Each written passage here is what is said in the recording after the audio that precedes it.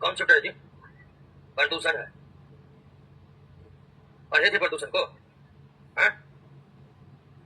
बोले थे ना पढ़ने के लिए। पढ़ने का फुर्सत नहीं है तो तैयारी छोड़ दीजिए, क्योंकि कुछ होने जाने वाला नहीं है। बैग लटका के कोचिंग आइएगा, घर जाइएगा, ऐसे में बताइए तैयारी होगा। सेल्फ स्टडी जरूरी नहीं, अनिवार्य है, अनिवार्य। इस बात को गांठ बांध लीजिए। कोचिंग के बाद सारा समय घर पर पढ़ने में व्यतीत कीजिए। तो बायोलॉजी का ये अंतिम पायदान है। बायोलॉजी खत्म हो गया है, फिर भी प्रदूषण से एक आध प्रश्न पूछे जाते हैं, तो हम कोशिश करते हैं कि प्रदूषण से लगभग जितने भी प्रश्न हैं उस प्रश्न पर चर्चा करते हैं, और प्रश्न पर चर्चा करते करते ही आपका कॉन्सेप्ट भी क्लियर हो जाएगा। तो आइए शुरुआत करते हैं। पहला प्रश्न, पर्यावरण के अजैविक घटक। आप सभी जानते हैं अजैविक मतलब निर्जीव होता है। क्या होता है? निर्जीव। पर्यावरण के अजैविक घटक के भौतिक, रासायनिक एवं जैविक लक्षणों में होने वाला अवांछनीय, अवांछनीय का मतलब खराब, अवांछनीय का मतलब खराब या जैसा होना चाहिए उसके ठीक विपरीत अवांछनीय परिवर्तन क्या कहलाता है? तो पर्यावरण के अजैविक घटक के भौतिक, रासायनिक एवं जैविक लक्षणों में होने वाला अवांछनीय परिवर्तन को क्या कहते हैं? प्रदूषण कहते हैं। ये प्रदूषण का परिभाषा। जिसके कारण प्रदूषण होता है, प्रदूषण फैलाने के लिए कोई ना कोई पदार्थ जो है वो जिम्मेदार होते हैं। तो जिन पदार्थों के कारण प्रदूषण होता है उसे क्या कहते हैं?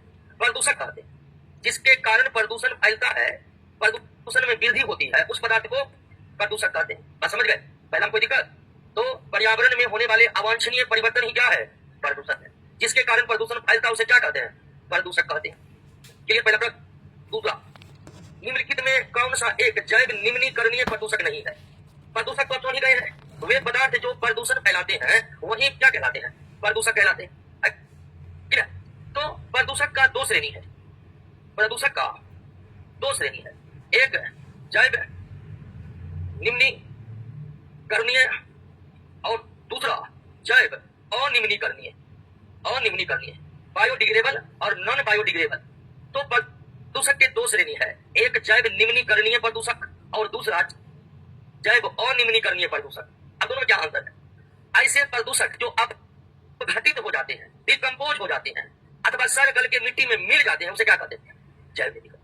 जैव निम्नीकरणीय प्रदूषक वो है जो सड़ गल के मिट्टी में मिल जाता है। सड़ना गलना को ही अपघटन कहते हैं, अंग्रेजी में डिकम्पोज कहते हैं।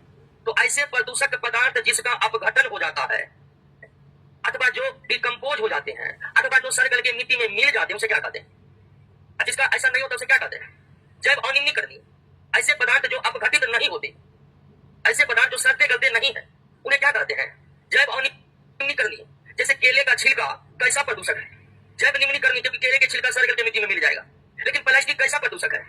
जैव अनिम्नीकरणीय है, क्योंकि प्लास्टिक सड़ेगा गलेगा नहीं। बस समझेंगे। अब ध्यान दीजिए, जितने भी पौधे के उत्पाद होते हैं और जितने भी जंतु के अवशिष्ट होते हैं, जितने भी पौधे जंतु सबके अवशिष्ट होते हैं, सब क्या होते हैं? जैव निम्नीकरणीय होते हैं। जैसे पेड़ का पत्ता जैव निम्नीकरणीय है, तो पौधे के अवशिष्ट पदार्थ जो प्रदूषक के श्रेणी में चला गया है, जंतु के अवशिष्ट पदार्थ जो प्रदूषक के श्रेणी में चला गया है, वो कैसा प्रदूषक है? अब आइए समझ गए जैव निम्नीकरणीय क्या है? जो सड़ गल जाएगा। घरेलू कचरा जैव निम्नीकरणीय। घरेलू कचरा क्या है? जैव निम्नीकरणीय है। सीवेज, सीवेज, सीवेज को हिंदी अंग्रेजी शब्द इसे कहते हैं वाहित मल जल। वाहित मल जल को अंग्रेजी में क्या कहते हैं? सीवेज। जंतुओं के अवशिष्ट पदार्थ जो पानी के द्वारा बहकर कहीं और जाते हैं उसे क्या कहते हैं? जैसे आपके कोची के बगल में नाला है ना जी, वो सीवेज ले जाने वाला। मानव के जंतुओं के मल मूत्र युक्त जल जो बहकर कहीं और जाता है उसे क्या कहते हैं? सीवेज। क्योंकि सीवेज में मानव और अन्य जंतु के मल मूत्र रहते हैं, तो वो भी क्या होगा? मल मूत्र भी क्या है? तो सवाल करें कि जैव निम्नीकरणीय प्रदूषक नहीं है प्लास्टिक जैव निम्नीकरणीय प्रदूषक, क्योंकि प्लास्टिक का अपघटन, बाकी सबका अपघटन होकर के वे मिट्टी में मिल जाते। क्लियर? दूसरा प्रश्न, ऐसे प्रदूषक जिनका अपघटन हो जाता है उसे क्या कहते हैं? जैव निम्नीकरणीय। ऐसा प्रदूषक जिसका अपघटन नहीं होता है, जैव अनिम्नीकरणीय। तीसरा पढ़ाइए, निम्नलिखित में कौन जैव अनिम्नीकरणीय प्रदूषक है? अभी हम तुरंत समझे हैं कि ऐसे प्रदूषक जिसका अपघटन नहीं होगा उसे हम क्या कहेंगे? जैव अनिम्नीकरणीय प्रदूषक। भारी धातु, जितने भी धातु है, भारी धातु हो कि हल्का धातु हो कि कोई भी धातु हो, जितने भी धातु है सब क्या है? जैव अनिम्नीकरणीय। क्योंकि धातु सड़ता गलता नहीं है, तो धातु जैव अनिम्नीकरणीय है। और आप जानते हैं शीशा जिसका संकेत है पीबी, पीबी भी एक प्रकार का क्या है? धातु ही है, इसलिए शीशा भी जैव अनिम्नीकरणीय होगा। और उसके बाद रेडियो सक्रिय तत्व वो भी क्या होते हैं? रेडियो सक्रियता तो जैसे यूरेनियम हो गया, प्लूटोनियम हो गया, रेडियम हो गया, ये सब कैसे तत्व है? रेडियो सक्रियता तो, और ये सब धातु है। यानी ऑप्शन ए में भी धातु है, सी में भी धातु है, बी में भी धातु ही है। और जितने भी धातु है सब जैव अनिम्नीकरणीय प्रदूषक है, क्योंकि धातु डिकम्पोज नहीं होते, धातु डिकम्पोज नहीं होते हैं। इसका उत्तर होगा इनमें से सभी। इसको सही करिए, इनमें से सभी, इनमें से सभी। तब उत्तर होगा क्या? D number. सही करिए। अगला बढ़ाए 4 नंबर। निम्नलिखित में कौन एक प्राथमिक प्रदूषक नहीं है? प्राथमिक प्रदूषक नहीं है। अब देखिए, अपघटन के आधार पर प्रदूषक 2 प्रकार के, जैव निम्नीकरणीय और जैव अनिम्नीकरणीय। अपघटन के आधार पर, सड़ने गलने के आधार पर प्रदूषक 2 प्रकार के, जैव निम्नीकरणीय और जैव अनिम्नीकरणीय। लेकिन प्रदूषक को एक और भी तरीके से बांटा जाता है, और वो तरीका को आप समझिए। प्रदूषक का बंटवारा करने का एक और तरीका है कि प्रदूषक को 2 भागों में बांटते हैं, प्राथमिक प्रदूषक, प्राथमिक प्रदूषक, और दूसरा है द्वितीयक प्रदूषक। प्राथमिक प्रदूषक और द्वितीयक प्रदूषक। अब प्राथमिक प्रदूषक, द्वितीयक प्रदूषक का क्या मतलब हुआ? ऐसे प्रदूषक जो जिस रूप में उत्पन्न होते हैं उसी रूप में प्रदूषण फैलाते हैं, उसे क्या कहते हैं? ऐसे प्रदूषक जो जिस रूप में उत्पन्न होते हैं उसी रूप में प्रदूषण को फैलाते हैं, तो उसे क्या कहेंगे? जैसे कि कार्बन मोनोऑक्साइड प्राथमिक प्रदूषक है, सल्फर डाइऑक्साइड प्राथमिक प्रदूषक है। क्यों? तो ये इसी रूप में उत्पन्न होते हैं और इसी रूप में रहकर प्रदूषण को फैलाते हैं। अब कुछ प्रदूषक ऐसे होते हैं जो जिस रूप में उत्पन्न होते हैं उस रूप में प्रदूषण नहीं फैलाते। कुछ ऐसे प्रदूषक हैं जो जिस रूप में उत्पन्न होते हैं उस रूप में प्रदूषण को नहीं फैलाते, बल्कि वे उत्पन्न होकर पर्यावरण में मौजूद अन्य किसी पदार्थ से रिएक्शन करता है, और रिएक्शन के बाद जो पदार्थ बनता है वो प्रदूषण फैलाते हैं। जैसे कि ओजोन, ओजोन प्रदूषण नहीं फैलाते हैं, ओजोन इस रूप में प्रदूषण को नहीं फैलाते। लेकिन ओजोन की मात्रा जैसे ही वायुमंडल में बढ़ती है तो फिर वायुमंडल में मौजूद अन्य सब गैस से ओजोन अभिक्रिया करने लगता है, और ओजोन का अन्य पदार्थों से अभिक्रिया होने के बाद कुछ ऐसे पदार्थ बन जाते हैं जो प्रदूषण को क्या करने लगते हैं? फैलाने लगते हैं। तो ऐसे पदार्थ जो जिस रूप में उत्पन्न होते हैं उसी रूप में प्रदूषण को फैलाते हैं, उसे क्या कहते हैं? अब कुछ प्रदूषक जिस रूप में उत्पन्न होते हैं उस रूप में प्रदूषण को नहीं फैलाते हैं, बल्कि वे किसी अन्य पदार्थों से अभिक्रिया करके एक नया पदार्थ बनाते हैं, जो नया पदार्थ प्रदूषण को क्या करता है? फैलाने लगता है। तो कह रहे कौन एक प्राथमिक प्रदूषक नहीं है? तो पेन प्राथमिक प्रदूषक नहीं है। पेन का मतलब है, पेन का मतलब है पर ऑक्सी एसिटल नाइट्रेट, पर ऑक्सी एसिटल नाइट्रेट। आपको बता दें कि ये प्राथमिक प्रदूषक नहीं है, क्योंकि पेन किसी भी प्रक्रिया के दौरान उत्पन्न नहीं होता है। वायुमंडल में मौजूद नाइट्रोजन डाइऑक्साइड, वायुमंडल में मौजूद ओजोन, वायुमंडल में मौजूद अन्य प्रदूषक गैस आपस में रिएक्शन करके बनाता है किसको? पेन को। तो पेन किसी भी प्रक्रिया के दौरान डायरेक्ट उत्पन्न नहीं होता है। पर्यावरण के वायुमंडल में मौजूद विभिन्न प्रकार के गैस, खासकर नाइट्रोजन डाइऑक्साइड, विभिन्न प्रकार के गैस आपस में रिएक्शन करके बनाता है किसको? तब पेन जो है वो प्रदूषण फैलाने लगता है। इसका मतलब पेन जो है मूल रूप से उत्पन्न होकर प्रदूषण नहीं फैलाता है, बल्कि कई पदार्थों के अभिक्रिया के फलस्वरूप बनता है तब प्रदूषण फैलाता है। इसलिए पेन जो है वो प्राथमिक प्रदूषक नहीं है, बल्कि पेन क्या है? ओजोन भी क्या है? द्वितीयक प्रदूषक। लेकिन कार्बन डाइऑक्साइड प्राथमिक प्रदूषक है, क्योंकि ये इसी रूप में ग्लोबल वार्मिंग को फैलाता है। कार्बन मोनोऑक्साइड डीडीटी एक कीटनाशक क्या है? कीटनाशक। ये इसी रूप में प्रदूषण को फैलाता है, जबकि पेन किसी स्रोत से उत्पन्न नहीं होता है, भिन्न भिन्न पदार्थों के रिएक्शन के फलस्वरूप बनकर के प्रदूषण को फैलाता है। इसलिए पेन को क्या कहते हैं? और याद रखिएगा ओजोन भी क्या है? क्लियर हो गया? ऐसे पदार्थ जो जिस रूप में उत्पन्न होते हैं उसी रूप में रहकर प्रदूषण को फैलाते हैं, उसे क्या कहते हैं? अगर ऐसा नहीं है तब वो clear. Fly ash, fly ash का मुख्य उत्सर्जन किसके द्वारा होता है? अब फ्लाई एश क्या है? फ्लाई एश उजले पाउडर के समान पदार्थ, उजला पाउडर के समान पदार्थ है, जो अत्यंत महीन होते हैं और हमारे सांस के माध्यम से फेफड़ों में पहुंचकर श्वसन संबंधी रोगों को उत्पन्न करते हैं। फ्लाई एश उजले पाउडर के समान पदार्थ है और ये निकलता है किसे? ऐसे स्थान जैसे thermal power plant, thermal power plant में कोयला जलाकर विद्युत उत्पन्न की जाती है। तो कोयला जलाकर जो विद्युत उत्पन्न की जाती है उसी कोयला जलाने के क्रम में उत्पन्न क्या होता है? फ्लाई एश उत्पन्न होता है। और ये वायु प्रदूषक क्या है? फ्लाई एश हमारे वायुमंडल को प्रदूषित करते हैं या जल को? वायुमंडल को प्रदूषित करते हैं। और ये इतने सूक्ष्म होते हैं कि सांस द्वारा ये हमारे अंदर चले जाते हैं, फेफड़ा में चले जाते हैं और श्वसन विकार उत्पन्न करते हैं। तो फ्लाई एश जो उजले पाउडर के समान पदार्थ है, इसकी उत्पत्ति कोयला आधारित ताप विद्युत गृह से होती है। हालांकि वर्तमान समय में फ्लाई एश को वायुमंडल में उड़ाना सख्त मना है। थर्मल पावर प्लांट में जो बड़े बड़े चिमनी होते हैं उन चिमनियों में ऐसे उपकरण लगा दिए जाते हैं जो फ्लाई एश को वायुमंडल में जाने नहीं देते हैं। वे फ्लाई एश को जमा कर लेते हैं, फिर फ्लाई एश को जमा करके ईंट बनाए जाते हैं। क्या बनाए जाते हैं? ईंट, बड़े बड़े उजले रंग के ईंट होते हैं। आजकल निर्माण में भी उसका इस्तेमाल हो रहा है। लेकिन वर्तमान समय में सारे फ्लाई एश को उपकरणों के सहायता से जमा करना पड़ता है उसे वायुमंडल में छोड़ा। अब फिर उन फ्लाई एशों से क्या बनाए जाते हैं? ईंट। अब फ्लाई एश से बने ईंट की खासियत होती है वे अत्यंत मजबूत भी होते हैं और काफी हल्के भी होते हैं, और सरकार खुद उन ईंटों को खरीदता है। अगर ईंट मार्केट में नहीं बिकेगा तो उस ईंट को स्वयं कौन खरीद लेगा? सरकार खरीद लेगा, और सार्वजनिक कार्यों में उसका क्या किया जाता है? इस्तेमाल किया। तो फ्लाई एश को अब वायुमंडल में छोड़ा नहीं जाता है, उन्हें रोक लिया जाता है। नेक्स्ट, भोपाल गैस त्रासदी। आप जानते होंगे इसके बारे में, भोपाल गैस त्रासदी के बारे में। इस पर एक वेब सीरीज भी आई हुई थी, आप देखे होंगे, ठीक है? नहीं देखे होंगे कोई बात नहीं है। तो भोपाल गैस त्रासदी के संबंध में निम्नलिखित कथनों पर विचार कीजिए। यह त्रासदी 2-3 दिसंबर 1985 को हुआ था? नहीं, यह त्रासदी 1985 को बल्कि 1984 को हुआ था। भोपाल गैस ट्रेजेडी वर्ष 1984 को हुआ था, 2-3 दिसंबर को ही। 2 दिसंबर के दिन रात में जहरीली गैस का रिसाव भोपाल में स्थित यूनियन कार्बाइड कंपनी से शुरू हुआ और धीरे धीरे पूरे भोपाल के बहुत अधिक क्षेत्रों में फैल गया। दोस्तों, दूसरा कथन यह है कि यह त्रासदी भोपाल स्थित यूनियन कार्बाइड कॉर्पोरेशन जो मूल रूप से कीटनाशक दवाओं का उत्पादन करता था उससे जहरीली गैस रिसने के कारण हुआ था। बिल्कुल सही बात है, बिल्कुल सही बात। रिसाव वाली जहरीली गैस मिथाइल आइसोसाइनेट था जिसका रासायनिक सूत्र CH3CNO है। बिल्कुल ये भी सही है। तो कौन कथनों में कौन से सही है?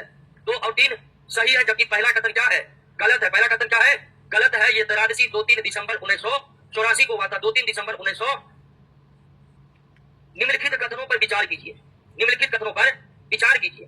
पहला कथन है वायुमंडल में पाए जाने वाले 1 माइक्रोन से 10 माइक्रोन तक के सूक्ष्म कण को एरोसोल कहा जाता है।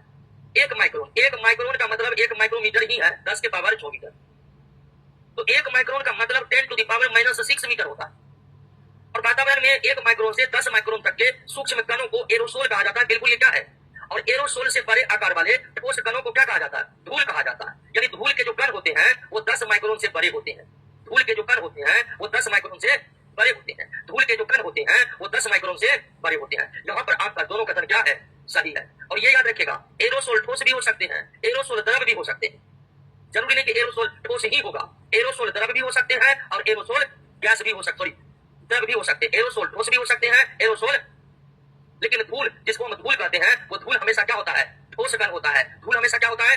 अब आपसे क्वेश्चन अगर पूछ दे कि ठोस कण जिसे धूल कहते हैं उसका आकार कितना होता है? 10 माइक्रोन से बड़ा, 10 माइक्रोन से बड़ा। क्लियर? यहाँ पर दोनों का दोनों स्टेटमेंट क्या है? सही है। 8 नंबर, 6 अप्रैल 2015 को शुरू किया गया राष्ट्रीय वायु गुणवत्ता सूचकांक। राष्ट्रीय वायु गुणवत्ता सूचकांक कब शुरू किया गया? और यह सूचकांक इसलिए शुरू किया गया ताकि शहरी लोगों को वायु प्रदूषण के बारे में बताया जाए, वो भी प्रतिदिन, ठीक है ना? तो शहर के प्रदूषित वायु के बारे में शहर के नागरिकों को प्रतिदिन सूचित करने के लिए 6 अप्रैल 2015 को राष्ट्रीय वायु गुणवत्ता सूचकांक शुरू किया गया। तो सवाल ये पूछ रहा है कि राष्ट्रीय वायु गुणवत्ता सूचकांक से कितने सूचकांक में होगा, सूचकांक में कितने प्रदूषणकारी तत्वों पर विचार किया जाता है? तो 8 प्रदूषणकारी तत्वों पर विचार किया जाता है। कितने? 8, जिसमें पहला है PM10, दूसरा है PM2.5, ठीक है ना? तीसरा है नाइट्रोजन डाई ऑक्साइड, चौथा है ओजोन, पांचवा है अमोनिया, छठा है कार्बन मोनोऑक्साइड, सातवां है सल्फर डाई ऑक्साइड और 8वां है सीसा। इतने प्रदूषणकारी पदार्थों को ध्यान में रखकर राष्ट्रीय वायु गुणवत्ता सूचकांक तैयार किया जाता है। राष्ट्रीय वायु गुणवत्ता सूचकांक तैयार करने में कुल 8 प्रदूषणकारी तत्वों पर विचार किया जाता है जो आपके सामने है। PM का मतलब पार्टिकुलेट मैटर, और 10 का मतलब हुआ 10 माइक्रोन, 10 का मतलब 10 माइक्रोन, या 2.5 का मतलब हुआ 2.5 माइक्रोन, यानी हवा में 10 माइक्रोन के जो छोटे छोटे कण है उसे क्या कहा जाता है? PM10। वायुमंडल में जो 10 माइक्रोन का छोटे छोटे कण है जिसको आप धूल भी कह सकते हैं उसे ही कहा जाता है PM10। Particulate matter 10 micron, particulate matter 2.5 micron. Clear? बस समझ गए? 2.5 माइक्रोन वाले कण को एरोसोल कहेंगे, 10 माइक्रोन वाले को धूल कहेंगे। आप जान चुके हैं। डॉक्टर जी उत्तर क्या होगा? 8।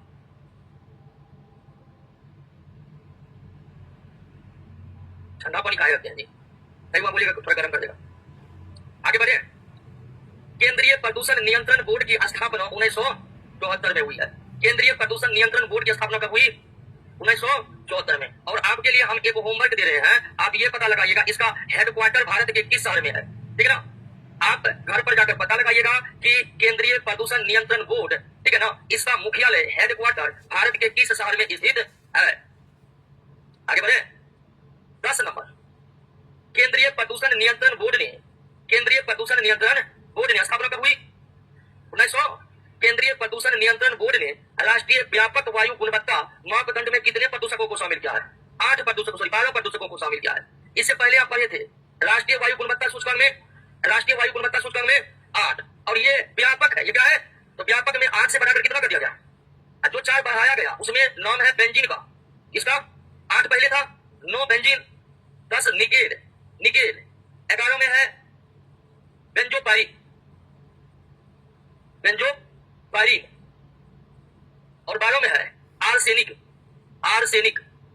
8 प्रदूषणकारी तत्वों को शामिल किया गया था, और राष्ट्रीय व्यापक वायु गुणवत्ता मापदंड या सूचकांक में प्रदूषणकारी तत्वों को बढ़ाकर 8 से 12 कर दिया गया। जिन 4 को बढ़ाया गया वो आपके सामने में बेंजीन, निकेल, बेंजोपाइरीन और आर्सेनिक। बेंजीन, निकेल, बेंजोपाइरीन और आर्सेनिक। क्लियर हुआ? 1 से 10 तक हो गया जी। तुरंत याद कीजिए, रिपीट कीजिए तो 10 1 से 10 तक। समझ रहे हैं आप? क्वेश्चन डिस्क्राइब करें, समझ रहे हैं? आप प्रदूषण की थ्योरी को 2-3 बार आज फिर रीडिंग मारिएगा।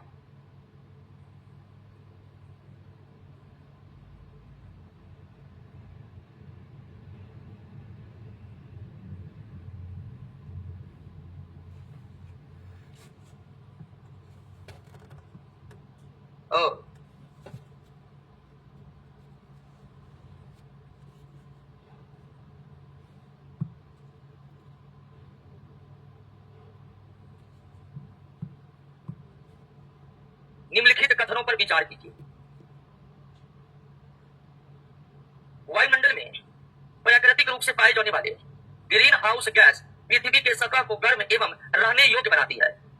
दोस्तों, हमारी पृथ्वी उस हिसाब से गर्म है कि ताकि इस पर विभिन्न प्रकार के सजीवों का विकास हो सके, और पृथ्वी के टेम्परेचर को कंट्रोल करने के लिए कुछ गैसें वायुमंडल के जो है वो जिम्मेवार हैं, और वो गैस जो पृथ्वी के वायुमंडल को एक निश्चित तापमान पर बनाए रखने के लिए जिम्मेवार है उसे क्या कहते हैं? Green house gas. Green house gas वो गैस है जो पृथ्वी के टेम्परेचर को एक नियत तापमान पर बनाए रखने के लिए जिम्मेदार है। अगर ये गैस नहीं होगा पृथ्वी के वायुमंडल में तो इसका परिणाम ये होगा कि पृथ्वी बहुत ठंडी हो जाएगी और उस पर कोई सजीव जीवन यापन नहीं कर पाएगा। समझे कि समझे? तो वायुमंडल में प्राकृतिक रूप से पाए जाने वाली ग्रीन हाउस गैस पृथ्वी के सतह को गर्म एवं रहने योग्य बनाती है। इस गैस के अभाव में पृथ्वी बहुत अधिक ठंडी हो जाएगी और कोई भी सजीव पृथ्वी पर रह नहीं पाएगा। समझे कि सबको? अब वायुमंडल में जितने भी गैस है सब ग्रीन हाउस गैस नहीं है। कुछ गैस ग्रीन हाउस की भूमिका निभाते हैं, तो वो गैस कौन है? वो गैस आगे आपको पता चल जाएगा, लेकिन ग्रीन हाउस गैस समझे कि सब? अब आप समझिए कि ग्रीन हाउस गैस पृथ्वी के तापमान को एक निश्चित बनाए रखने में किस प्रकार काम करता है, यानी ग्रीन हाउस गैस कैसे पृथ्वी के टेम्परेचर को मैनेज करता है। तो ग्रीन हाउस गैस की खासियत ये है कि सूर्य से जो किरणें आती है, सूर्य से जो सूर्य किरणें आती है या सूर्य प्रकाश आता है, तो ग्रीन हाउस गैस उसे आने देता है। जब वही सूर्य प्रकाश पृथ्वी से टकराकर लौटने लगता है तो यह ग्रीन हाउस गैस उसे वायुमंडल में क्या कर देता है? रोक देता है, यानी आने देता है लेकिन जाने। और इसी के कारण हमारी पृथ्वी एक नियत टेम्परेचर तक गर्म बनी रहती। अगर वायुमंडल नहीं रहेगा या ग्रीन हाउस गैस नहीं रहेगा वायुमंडल में तो सूर्य की किरणें आएगी, टकराकर फिर चली जाएगी। समझे कि सबको? और पृथ्वी फिर ठंडा हो जाएगा दोस्तों, और ठंडा होने के बाद उस पर कोई रह नहीं पाएगा दोस्तों। समझ गए ना? कोई दिक्कत नहीं ना? तो ये कथन बिल्कुल क्या है? अब देखिए, ग्रीन हाउस गैस जो प्राकृतिक है, नेचुरल है, वो तो पृथ्वी के तापमान को बनाए रखने में मदद करती, लेकिन आजकल कुछ ग्रीन हाउस गैस मानव के भिन्न भिन्न कार्यों के कारण उत्पन्न होता है, और मानव जनित ग्रीन हाउस गैस पृथ्वी के तापमान को दिनों दिन और बढ़ाते जा रहा है। प्राकृतिक ग्रीन हाउस गैस टेम्परेचर को उतना ही बनाए रखता है जितना जरूरी है, लेकिन मानव जनित ग्रीन हाउस गैस जो है वो टेम्परेचर को क्या कर रहा है? बढ़ा रहा है, जिसके कारण अत्यंत गर्मी पड़ रही है। आप देखे होंगे, आपको बचपन में याद होगा, अगर बचपन बहुत आपको थोड़ा बहुत भी याद है तो, और वो बचपन आप गांव में बिताए हैं, तो आपको याद होनी चाहिए कि उस समय मौसम ऐसा था कि 6 महीना ठंडा, 6 महीना गर्मी की स्थिति बनी रहती। ठंड का मौसम जो है 3, 4, 5 महीने तक आता। ये घटना 2000 ईस्वी तक की है, 2000 से लेकर 2000 से पहले, उसके बाद 2010 तक ऐसी स्थिति थी। लेकिन आज ठंडी धीरे धीरे विलुप्त हो रहा है। बहुत ठंडा तो 1 महीना ठंडा रहोगे तो बहुत है कि नहीं? तो ये जो दिनों दिन गर्मी बढ़ रही है इसका कारण है वो ग्रीन हाउस गैस है, जिसको कौन उत्पन्न कर रहा है? मानव। और मानव जनित ग्रीन हाउस गैस के कारण जो पृथ्वी और पृथ्वी के वायुमंडल का टेम्परेचर बढ़ रहा है उसे ग्लोबल वार्मिंग कहा जाता है। क्या कहा जाता है? ग्लोबल वार्मिंग में 2 टर्म है, एक पृथ्वी का तापमान बढ़ना और पृथ्वी के वायुमंडल का भी तापमान बढ़ना। और ग्लोबल वार्मिंग के जिम्मेदार गैस को क्या कहते हैं? ग्रीन हाउस गैस जो प्राकृतिक है, नेचुरल है, वो तो मेंटेन करके रखता है, लेकिन मानव जनित जो है वो टेम्परेचर को क्या करता है? तो मानव जनित ग्रीन हाउस गैस का उत्सर्जन ग्लोबल वार्मिंग हेतु जिम्मेदार है। बिल्कुल सही है, दोनों कथन क्या है? सही है। Global warming green house gas के कारण पृथ्वी के सतह और पृथ्वी के वायुमंडल के टेम्परेचर में होने जा रही लगातार वृद्धि को ग्लोबल वार्मिंग कहते हैं। ग्लोबल का मतलब वैश्विक, वार्मिंग का मतलब तापमान, वैश्विक तापमान हिंदी में क्या कहते हैं? क्लियर हो गया? तो दोनों कथन क्या है?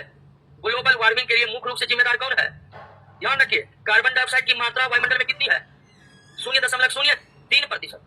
अगर कार्बन डाइऑक्साइड की मात्रा इतना है तब वो ग्लोबल वार्मिंग के जिम्मेदार? कार्बन डाइऑक्साइड की मात्रा जब इनसे अधिक हो जाती है, 1% हो जाती है, 2% हो जाती है, तब वे जिम्मेदार हो जाते हैं किसके? तो ग्लोबल वार्मिंग का सबसे बड़ा जिम्मेदार कौन है? हालांकि सबसे बड़ा ग्लोबल वार्मिंग का सबसे बड़ा जिम्मेदार है कौन? जलवाष्प। लेकिन जलवाष्प मानव जनित नहीं है, ये प्राकृतिक ग्रीन हाउस गैस है। जलवाष्प को मानव छोड़ता नहीं है। जलवाष्प वायुमंडल में प्राकृतिक रूप से मौजूद है और ये नेचुरल ग्रीन हाउस गैस की श्रेणी में आता है। ये मानव जनित ग्रीन हाउस की श्रेणी में मानव जनित सबसे बड़ा ग्रीन हाउस कौन है? तो वैश्विक तापमान के लिए मुख्य रूप से, ग्लोबल वार्मिंग के लिए मुख्य रूप से जिम्मेदार कौन है? Carbon dioxide. सबसे ज्यादा ग्लोबल वार्मिंग के लिए जिम्मेदार तो जलवाष्प, लेकिन जलवाष्प मानव जनित नहीं है, बल्कि ये क्या है? प्राकृतिक नेचुरल है, तो इसके आप प्रदूषक की श्रेणी में नहीं रख सकते। जलवाष्प को हटा दीजिए, तब ग्लोबल वार्मिंग के लिए जिम्मेदार कौन है? Carbon dioxide. कार्बन डाइऑक्साइड भी जिम्मेदार तब होते हैं ग्लोबल वार्मिंग के जब उसकी मात्रा कितनों से बढ़ जाती है? 0.03% से क्या हो जाता है? ज्यादा हो जाता है, तब वो ग्लोबल वार्मिंग के लिए जिम्मेदार होती है। Carbon dioxide, nitrous oxide, chlorofluorocarbon और मीथेन गैस का ग्लोबल वार्मिंग के प्रति आपेक्षिक योगदान कितना है? ग्लोबल वार्मिंग में सबसे ज्यादा योगदान देते हैं कार्बन डाइऑक्साइड, कितना प्रतिशत? दूसरा योगदान है मीथेन का, किसका? मीथेन का, कितना प्रतिशत? तीसरा है क्लोरोफ्लोरोकार्बन, कितना प्रतिशत? या आप कह सकते हैं फ्लोरीन युक्त गैस। फ्लोरीन युक्त वायुमंडल में जितने भी गैस है जिसमें फ्लोरीन है उसका योगदान कितना है? 14%। और नाइट्रस ऑक्साइड का योगदान है कितना प्रतिशत? 6%। तो कार्बन डाइऑक्साइड का ग्लोबल वार्मिंग में जिम्मेदार कितना प्रतिशत? मेथेन का योगदान, फ्लोरीन युक्त गैस जैसे CFC। देखिए फ्लोरीन युक्त गैस ढेर सारे हैं, उसका एक प्रकार है कौन? और भी कई प्रकार के फ्लोरीन युक्त गैस है। सभी फ्लोरीन युक्त गैस का ग्लोबल वार्मिंग में कितना योगदान है? 14%। अब बताइए कौन होगा इसमें? कौन होगा? ए होगा। कौन होगा? ए होगा। ध्यान रखिएगा, ग्लोबल वार्मिंग के लिए कई फ्लोरीन युक्त गैस जिम्मेदार है, जिसमें एक है क्लोरोफ्लोरोकार्बन। निम्नलिखित में कौन एक ग्रीन हाउस गैस नहीं है? नाइट्रोजन ग्रीन हाउस गैस और जलवाष्प प्राकृतिक ग्रीन हाउस गैस है, मानव जनित ग्रीन हाउस गैस। जलवाष्प ग्रीन हाउस गैस है, लेकिन वे नेचुरल है, आर्टिफिशियल या मानव जनित नहीं है, ये भी याद रखिएगा। लेकिन नाइट्रोजन जो वायुमंडल में 78% है, इसका योगदान ग्लोबल वार्मिंग में नहीं है। ग्लोबल वार्मिंग समझ रहे ना? दिनों दिन पृथ्वी के सतह और पृथ्वी के वायुमंडल के तापमान में जो वृद्धि हो रही है, इसे ही ग्लोबल वार्मिंग कहते हैं। ग्लोबल वार्मिंग का कारण क्या है? वायु प्रदूषण। क्या कारण है? वायु प्रदूषण। जब वायु में कार्बन डाइऑक्साइड की मात्रा बढ़ते जाती है, उनमें मीथेन और फ्लोरीन युक्त गैस आते जाते हैं, तो इसी कारण ग्लोबल वार्मिंग की स्थिति पैदा हो गई है। दोस्तों, हम लोग ग्लोबल वार्मिंग का सामना कर रहे हैं आजकल। अब वैज्ञानिकों का अनुमान है कि 30-40 वर्षों में भयंकर स्थिति हो जाएगी ग्लोबल वार्मिंग के कारण। इतनी गर्मी पड़ेगी कि मानव उसे सहन नहीं कर पाएगा।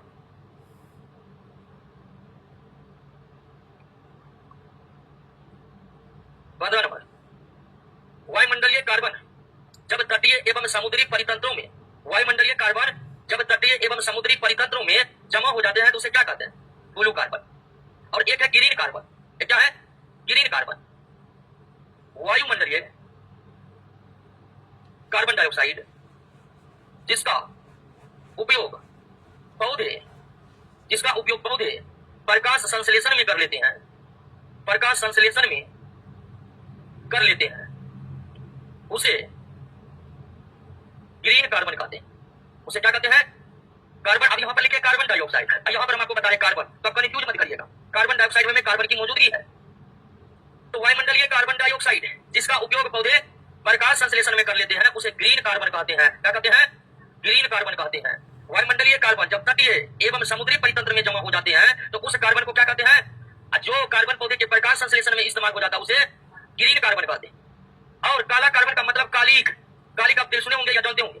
कालिक जो जब एक समय डिबिया जलता था या दीप जलते हैं तो ऊपर में कालिक होता है जी। जब देखे होंगे जलावन जब खाना बनता है तो जलावन के खाना बनने में कई काला काला कालिक बन जाते हैं दीवारों पर, तो उसी कालिक को क्या कहते हैं?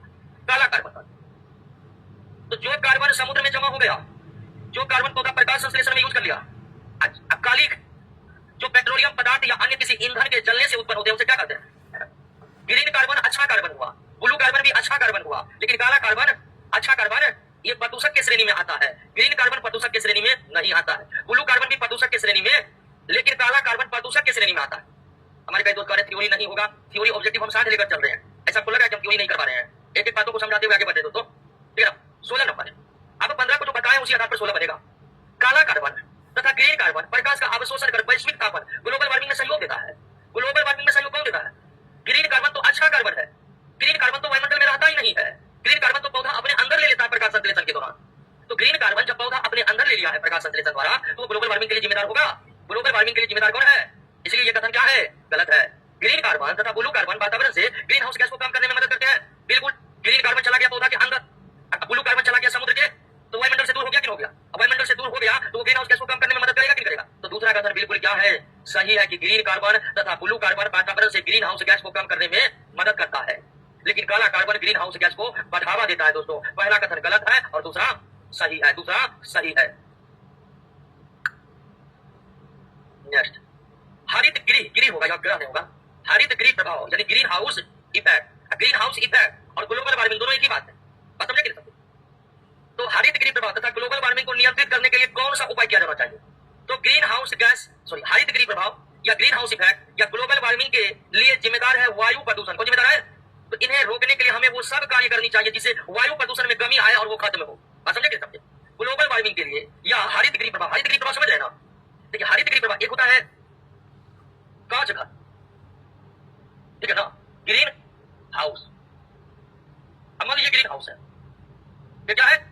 तो इसकी खासियत है कि ये सूर्य के किरणों को आने देता है, ये सूर्य के किरणों को आने देता है लेकिन जाने नहीं देता है।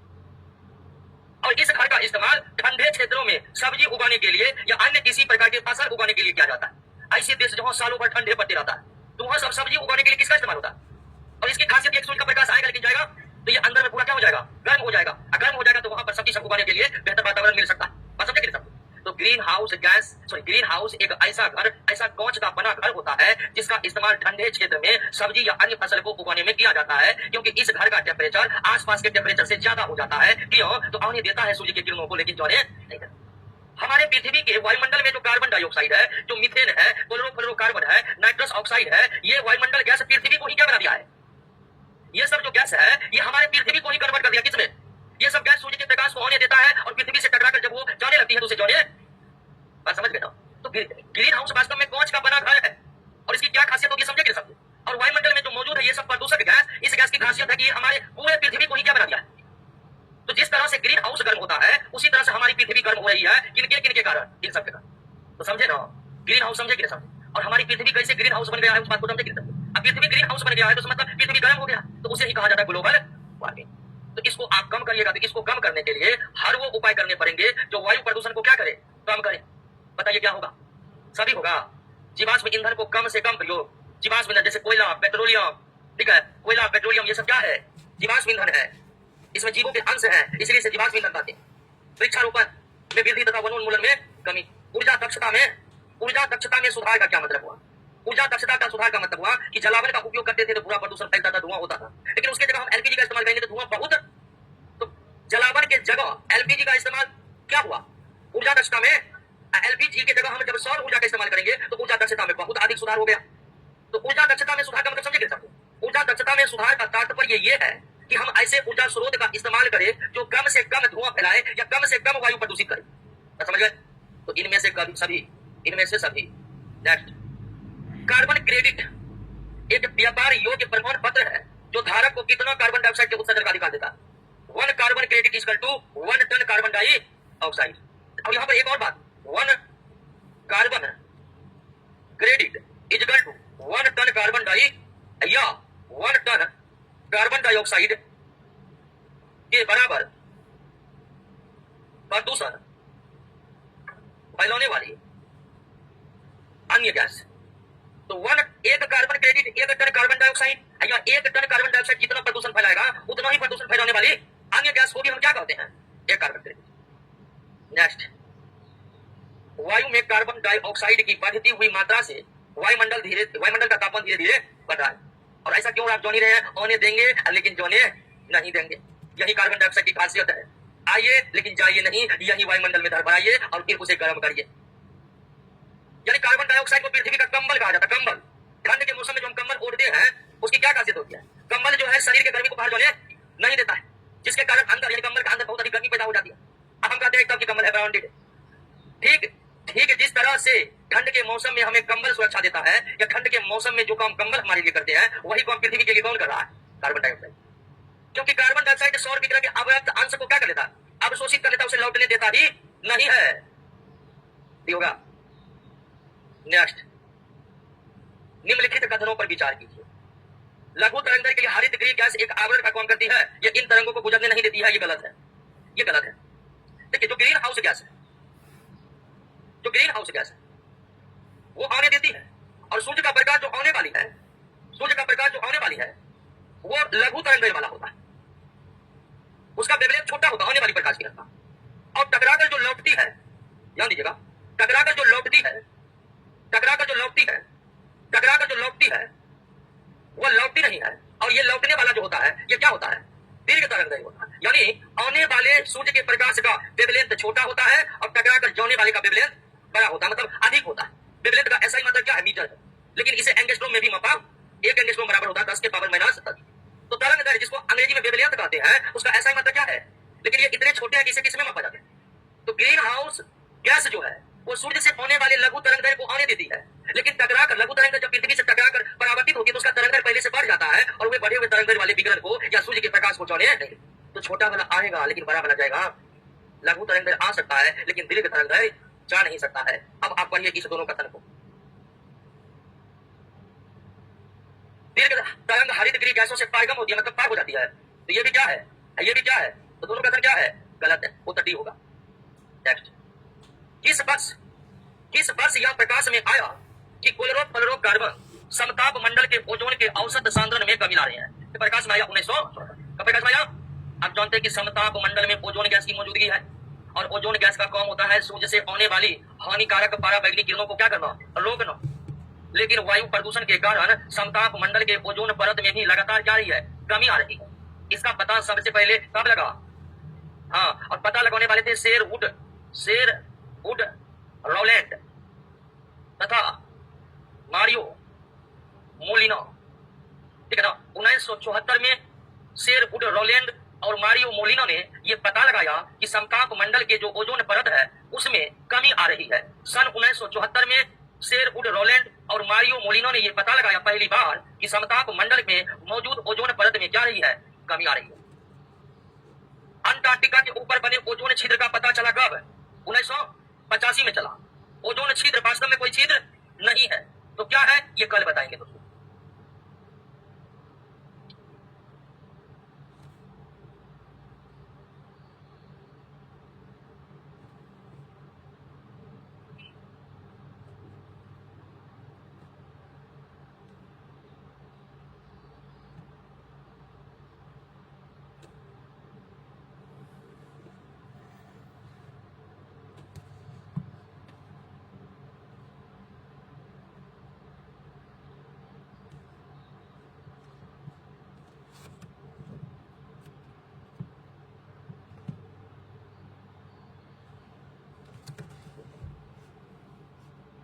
उजले मार्बल काले पड़ते जा रहे हैं।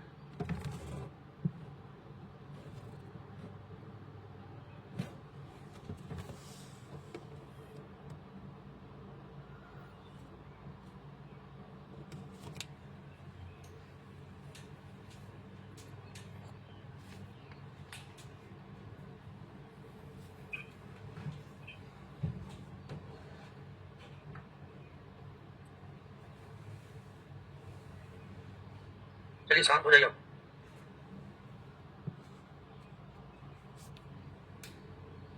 प्रदूषण का प्रश्न हम लोग कर रहे हैं, और प्रश्न के माध्यम से ही हम पूरी बातों को समझ रहे हैं। तो कल के क्लास में कहाँ तक हुआ था? 22 तक हुआ। 22 को क्वेश्चन याद है? 22 का 22 क्वेश्चन याद है जी? चलिए आइए 23 पर आइए। आइए दोस्तों, क्वेश्चन नंबर 23 पर 23 नंबर करा है कि वैज्ञानिकों की टीमों में किसने सर्वप्रथम अंटार्कटिका के ऊपर ओजोन छिद्र का पता लगाया? वैज्ञानिकों की टीमों में किसने सर्वप्रथम अंटार्कटिका के ऊपर ओजोन छिद्र का पता लगाया?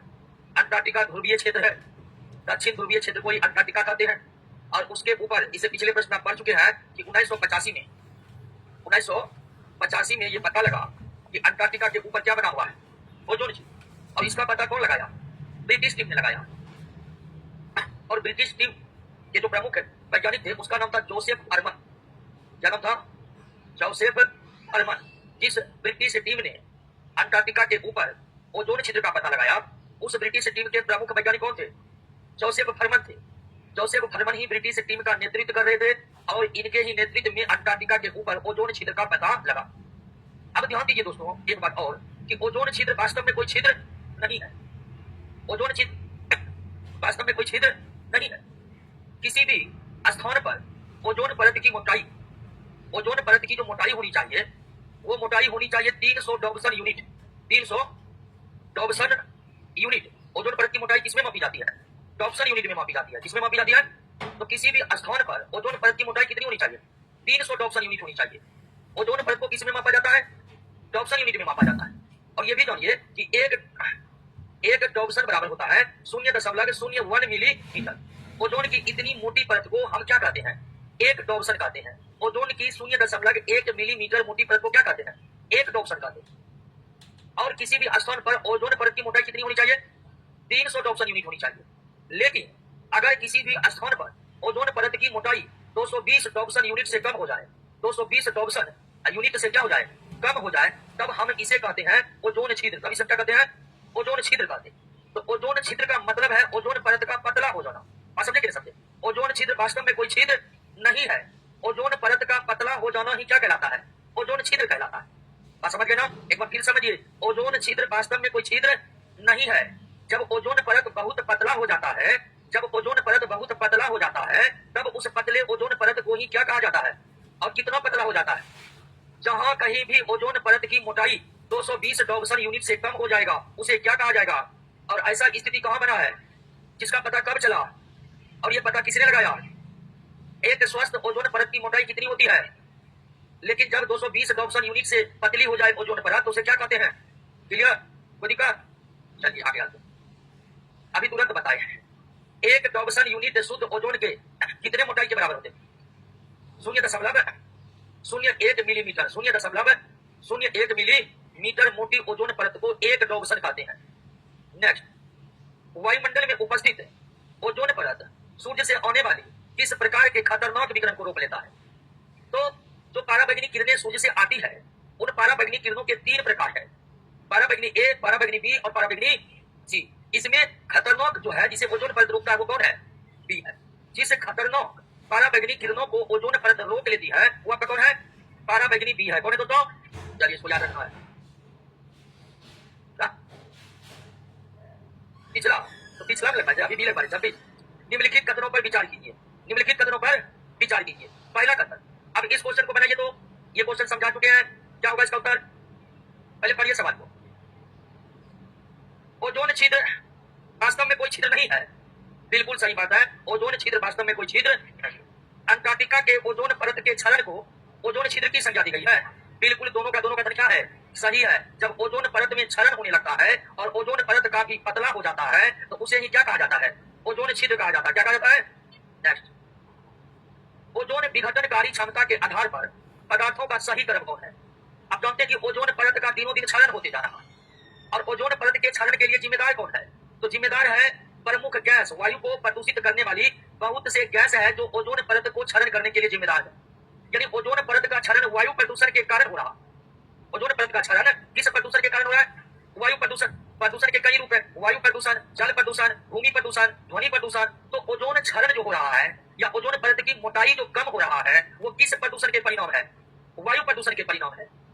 तो वे कौन से गैस हैं जो ओजोन परत के क्षरण के लिए जिम्मेदार है? तो ओजोन परत के क्षरण के लिए जो सबसे प्रमुख जिम्मेदार है वो है क्लोरोफ्लोरोकार्बन। सबसे ज्यादा क्लोरोफ्लोरोकार्बन का मतलब कि वे गैस जिसमें क्लोरीन और फ्लोरीन दोनों मौजूद है। क्लोरीन और फ्लोरीन युक्त सभी गैस को सम्मिलित रूप से हम क्या बोलते हैं? क्लोरोफ्लोरोकार्बन, जिसको हम CFC लिखते हैं। CFC लिखते हैं। ये सबसे ज्यादा जिम्मेदार। क्लोरोफ्लोरो के बाद दूसरा स्थान है जिम्मेदार करने का कौन? हेलोन्स। नंबर 1 पर क्लोरोफ्लोरो, नंबर 2 पर कौन है? हेलोन्स। हेलोन्स भी गैसों का समूह है और हेलोन्स गैस का इस्तेमाल जो होता है या हेलोन्स नामक कार्बनिक यौगिकों का इस्तेमाल जो होता है, जितने भी स्प्रे होता है जैसे परफ्यूम का स्प्रे या फिर फोम वाला पदार्थ, ठीक है, कुछ क्रीम ऐसे जो फोम बनाते हैं, परफ्यूम, फोम या स्प्रे मटेरियल जो होता है उसमें इस्तेमाल होते हैं कौन? हेलोन्स। हेलोन्स का व्यापक इस्तेमाल आग बुझाने वाले जितने भी सामग्री है उसमें होता है, यानी अग्निशामक यंत्रों में भी व्यापक तौर पर इस्तेमाल होता है। किसका? हेलोन्स का। तो क्लोरोफ्लोरो के बाद ओजोन को क्षरण करने के लिए दूसरा प्रमुख जिम्मेदार कौन है? तीसरा स्थान है किसका? Methyl bromo. और चौथा स्थान है हाइड्रोक्लोरोफ्लोरो। आंसर क्या होगा? इसको याद करना है कि ओजोन परत के क्षरण के लिए सबसे प्रमुख जिम्मेदार है क्लोरोफ्लोरो, दूसरा प्रमुख जिम्मेदार है हेलोन्स, तीसरा मिथाइल ब्रोमो और चौथा। क्लियर? चलिए आगे आगे। अंटार्कटिका के ऊपर सर्वाधिक ओजोन क्षरण अथवा ओजोन छिद्र बनने का क्या कारण है? तो अंटार्कटिका पर जो ओजोन क्षरण हुआ है उसके कारण प्राकृतिक भी है और मानव जनित भी है। आप समझे कि अंटार्कटिका के ऊपर जो ओजोन परत का क्षरण हो रहा है उसके लिए केवल मानव की गतिविधियां जिम्मेदार नहीं है, बल्कि उसके लिए कुछ प्राकृतिक कारक भी जिम्मेदार है। तो कौन कौन कारक जिम्मेदार है? तो मानव जनित गतिविधियों में सबसे ज्यादा जिम्मेदार कौन है? क्लोरीन। दूसरा जिम्मेदार है ध्रुवीय। अब अंटार्कटिका जो ध्रुवीय क्षेत्र है उनमें बर्फ के बड़े बड़े आंधियां उठते रहते हैं, वो भी ओजोन परत के लिए क्षरण के लिए जिम्मेदार है। और दूसरा ध्रुवीय समताप मंडलीय बादल। ध्रुवीय क्षेत्र में जो समताप मंडल में बादल बनते हैं, घने बादल बनते हैं, वो भी ओजोन परत के क्षरण के लिए जिम्मेदार है। लेकिन ध्रुवीय भवन और ध्रुवीय समताप मंडलीय बादल ये प्राकृतिक कारणों से बनते हैं, इनको बनाने में मानव के कोई योगदान यानी कोई भी मानवीय गतिविधि इनके लिए जिम्मेदार, ये प्राकृतिक तौर से बनते हैं। मानवीय गतिविधियों से जो क्लोरीन युक्त गैस वायुमंडल में रिलीज होती है वो ओजोन क्षरण के लिए सबसे ज्यादा जिम्मेदार होते हैं। तो इसका उत्तर क्या होगा? लेकिन एक बात ये भी समझ लीजिए, अंटार्कटिका के ऊपर जो ओजोन छिद्र बने थे यानी ओजोन परत जो काफी मोटा हो गया, पतला हो गया था, वो अब समाप्त हो चुका है। यानी अब कोई ओजोन छिद्र वर्तमान में अंटार्कटिका के ऊपर नहीं है, वो अब खुद ब खुद प्राकृतिक तौर पर ठीक हो चुका है। हाल फिलहाल में ही पता लगा है कि अंटार्कटिका के ऊपर जो ओजोन परत काफी पतला हो गया था, जिसे ओजोन छिद्र भी कहा जाता है, अब वो खत्म हो गया है। यानी कि ओजोन परत की जितनी मोटाई होनी चाहिए उतना वो फिर से हो गया, यानी जो समस्या थी वो अब क्या हो चुका है? ठीक हो चुका है। क्लियर? पदार्थों के उस समूह की पहचान करें, पदार्थों के उस समूह की पहचान करें जिसमें प्रत्येक में ओजोन विघटनकारी पदार्थ एवं हरित गृह गैसीय पदार्थ दोनों का गुण है। सवाल समझिए, सवाल पूछ रहा आपसे कि वे कौन कौन से गैस हैं जो ओजोन परत के क्षरण के लिए भी जिम्मेदार है और ग्रीन हाउस गैस की भूमिका भी निभाता है। ग्रीन हाउस गैस हम पहले ही पढ़ चुके हैं। उन गैसों को ग्रीन हाउस गैस कहा जाता है जो पृथ्वी के वायुमंडल के तापमान बढ़ाने के लिए जिम्मेदार है। तो वो कौन कौन से गैस है? तो क्लोरोफ्लोरोकार्बन तो है ही। क्लोरोफ्लोरोकार्बन ओजोन परत क्षरण के लिए बहुत ज्यादा जिम्मेदार है, लेकिन ये ग्रीन हाउस गैस भी है दोस्तों। तो क्लोरोफ्लोरोकार्बन तो होगा ही होगा, हेलोन्स भी होगा ही होगा, क्लोरोफॉर्म नहीं होगा, क्लोरोफॉर्म नहीं होगा दोस्तों। तो क्लोरोफ्लोरोकार्बन होगा, हेलोन्स होगा, क्लोरोफॉर्म नहीं होगा, इसमें भी क्लोरोफॉर्म है, ये भी नहीं होगा। कार्बन टेट्रा क्लोराइड होगा, कार्बन टेट्रा। आपका आंसर क्या होगा? Chlorofluorocarbon, carbon tetra chloride, halons एवं मिथाइल ब्रोमो। तो याद रखना है कि ये चारों गैस वायु प्रदूषक गैस है जो ओजोन क्षरण के लिए भी जिम्मेदार है और ये हरित गृह गैस भी है। ये चारों ओजोन क्षरण के लिए भी जिम्मेदार है और उसके साथ साथ क्या है? हरित गृह गैस भी है। क्लियर बात? नेक्स्ट, निम्नलिखित में कौन सा समझौता संधि ओजोन क्षरण होगा? यहाँ पर ओजोन क्षरण को नियंत्रित करने से संबंधित है, यानी ओजोन परत की जो मोटाई दिनों दिन घटती जा रही है, जिसे हम ओजोन क्षरण भी कहते हैं, उसको रोकने के लिए अंतर्राष्ट्रीय स्तर पर वर्तमान में 3 संधियां हैं। ओजोन क्षरण के जिम्मेदार जो भी है, ओजोन क्षरण के जो भी गैस जिम्मेदार है, उन गैसों को अर्थव्यवस्था से पूरी तरह से दूर कर ओजोन परत को क्षरण से बचाने के जितने भी अंतर्राष्ट्रीय प्रयास हुए हैं, उनके तहत अब तक कितनी संधि बनी है? 3। सबसे पहला बना संधि वियना कन्वेंशन। कब बना? 1985 में।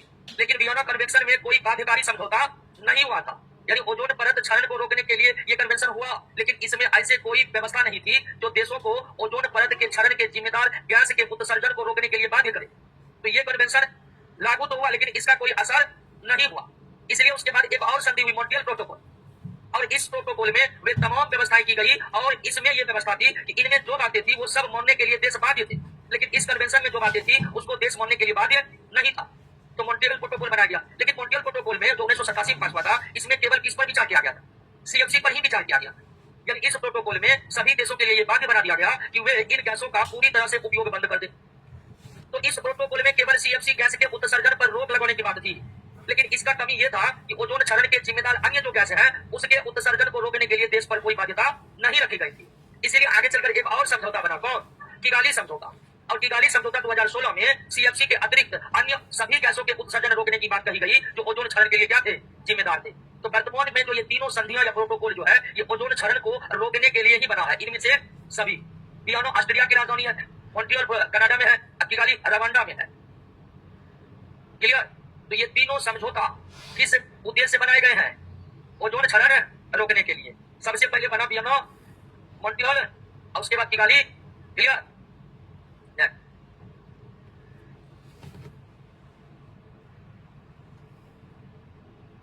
31 नंबर, अम्ल वर्षा किनके द्वारा होने वाले पर्यावरण प्रदूषण के कारण होता है? अम्ल वर्षा किनके द्वारा होने वाले पर्यावरण प्रदूषण के कारण होता है? अम्ल वर्षा के जिम्मेदार जो है वो है नाइट्रस ऑक्साइड और सल्फर डाइऑक्साइड। नाइट्रस ऑक्साइड ये वर्षा जल में घुलकर नाइट्रिक अम्ल बना देते हैं, और सल्फर डाइऑक्साइड वर्षा जल में घुलकर और उनसे प्रतिक्रिया कर क्या बना देते हैं? सल्फ्यूरिक अम्ल बना देते हैं।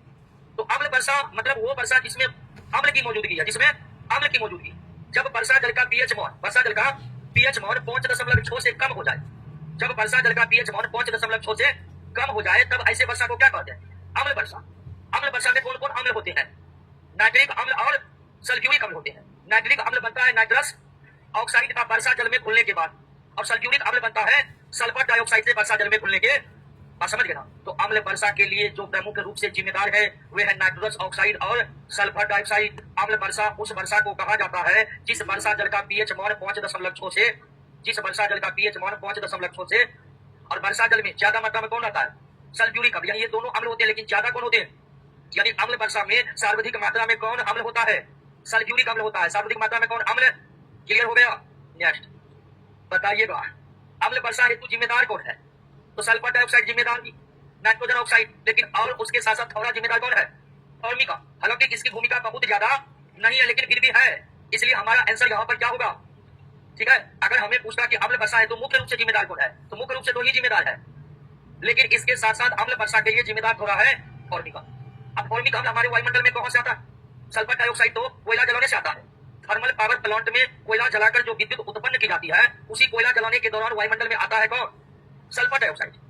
और नाइट्रोजन का ऑक्साइड आता है दोस्तों, नाइट्रोजन का ऑक्साइड औद्योगिक धुओं से आता है वायुमंडल, यानी औद्योगिक क्षेत्र जो है उनके चिमनियों से जो धुएं निकलते हैं उनमें नाइट्रोजन ऑक्साइड, और थर्मल पावर प्लांट के चिमनियों से जो धुएं निकलते हैं उनमें सल्फर और भी कई गैस होता है, लेकिन मुख्य वहीं से आता है। लेकिन फॉर्मिक अम्ल जो वायुमंडल में आता है उसका कारण है कि जंगलों का आग और बायोमास का दहन। जब हम घरेलू कूड़ा करकट को जलाते हैं तो उसी दौरान निर्मित होते हैं कौन? तो वायुमंडल में फॉर्मिक अम्ल घरेलू अपशिष्ट को जलाने से एवं जंगलों में आग लग जाने के कारण आता है। वायुमंडल में sulphur dioxide thermal power plant के चिमनियों से आता है। वायुमंडल में नाइट्रोजन ऑक्साइड औद्योगिक चिमनी के धुओं से आता है, और ये सब अम्ल वर्षा के लिए जिम्मेदार है। नेक्स्ट, अम्ल वर्षा हेतु जिम्मेदार फॉर्मिक अम्ल का निर्माण किससे होता है? जंगल के आग से तथा बायोमास के दहन से। बायोमास यानी घरेलू अपशिष्ट, या फिर जैसे गोइठा जिसको उपले कहते हैं, वो भी बायोमास के श्रेणी में आते हैं। जैविक ईंधन को भी आप बायोमास कह सकते हैं। क्लियर हो गया? वर्षा जल का पीएच मान कितनों से कम होने पर उसे अम्ल वर्षा कहा जाता है? 5.6 से। अगर वर्षा जल का पीएच मान 5.6 से कम हो जाए तो उसे क्या कहते हैं? अम्ल वर्षा कहते हैं। क्या कहते हैं? नेक्स्ट, अभी तुरंत बताएं कि सल्फर के उत्सर्जन का सबसे बड़ा स्रोत क्या है? कोयला दहन है। कोयला दहन के बाद स्थान आता किसका? पेट्रोलियम पदार्थ का दहन। पेट्रोलियम पदार्थ यानी पेट्रोल डीजल। लेकिन सल्फर का उत्सर्जन सबसे ज्यादा कोयला दहन से आता है। अब कोयला दहन कहाँ होता है? थर्मल पावर प्लांट में। आज भी हमारे देश में जितनी विद्युत बनती है, जितना इलेक्ट्रिसिटी का निर्माण होता है, उसमें 60% इलेक्ट्रिसिटी कोयला जलाकर ही उत्पन्न किए जाते हैं। यानी आज भी भारी मात्रा में कोयला जलाकर विद्युत उत्पन्न किए जाते। 36 नंबर की क्वेश्चन बन जाना चाहिए। निम्नलिखित में किस अम्ल की मात्रा अम्ल वर्षा में सर्वाधिक होती है? सल्फ्यूरिक। और अम्ल वर्षा में सल्फ्यूरिक अम्ल किस गैस के कारण बनता है? Sulphur dioxide. सल्फ्यूरिक अम्ल का निर्माण वर्षा जल में कैसे होता है? सल्फर डाइऑक्साइड के कारण।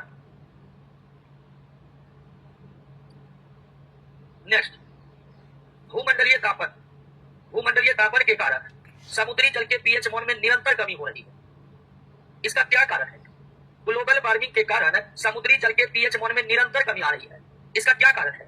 इसका कारण है समुद्री जल द्वारा कार्बन डाइऑक्साइड का अपेक्षाकृत अधिक उद्ग्रहण है। उद्ग्रहण का मतलब अवशोषण। अगर हम जल में कार्बन डाइऑक्साइड जब खुलती है, जब कार्बन डाइऑक्साइड खुलती है तो दोस्तों बनता है H2CO3 यानी कार्बोनिक अम्ल। क्या बनता है? कार्बोनिक अम्ल। ध्यान रखिएगा, एक कार्बोनिक अम्ल होता है। तो H2CO3 को क्या कहते हैं? तो जल में अगर कार्बन डाइऑक्साइड घुलेगा तो किस अम्ल का निर्माण होगा? कार्बोनिक अम्ल का।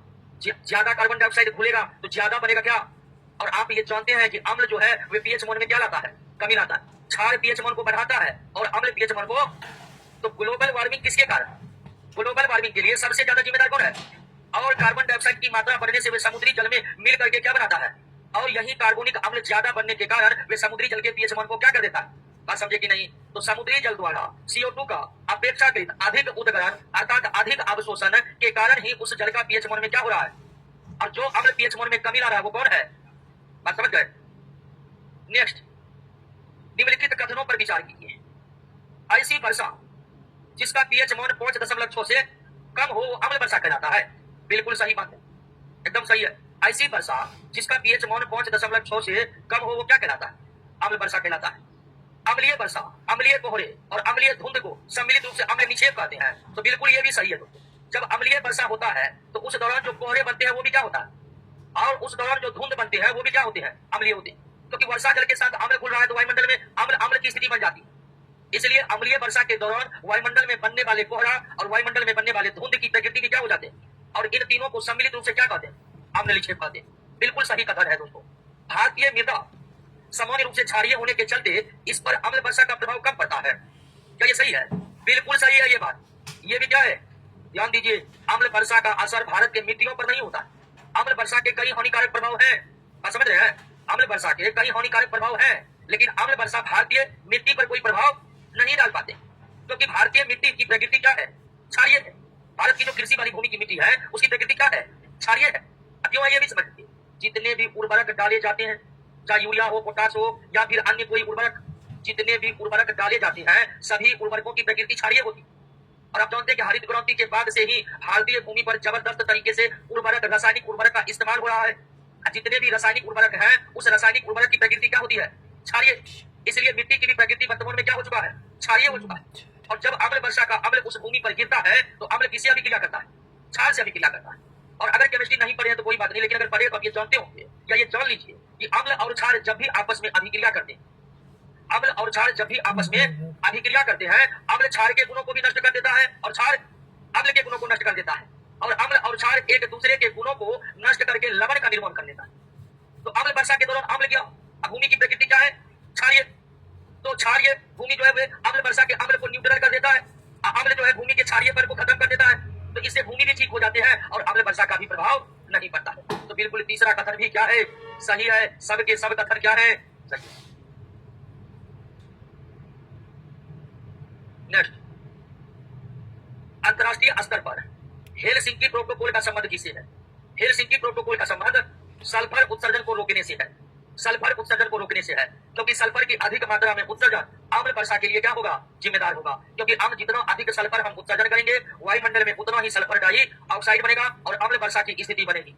ध्यान रखिएगा, अम्ल वर्षा मिट्टी पर कोई इफेक्ट नहीं डालते हैं, लेकिन अम्ल वर्षा घरों पे पत्थरों को खराब कर देते हैं। अम्ल वर्षा धातुओं पर गिरेगा या किसी लोहा पर गिरेगा, स्टील पर गिरेगा तो उसे भी क्या कर देगा, संचारित कर देगा। दोस्तों, अम्ल वर्षा का ही परिणाम है कि आगरा स्थित जो ताजमहल है वो धीरे धीरे उसके मार्बल जो है काले पड़ते जा रहे हैं, उजले मार्बल काले पड़ते जा रहे हैं, जिसके लिए मुख्य रूप से कौन जिम्मेदार है, अम्ल वर्षा जिम्मेदार।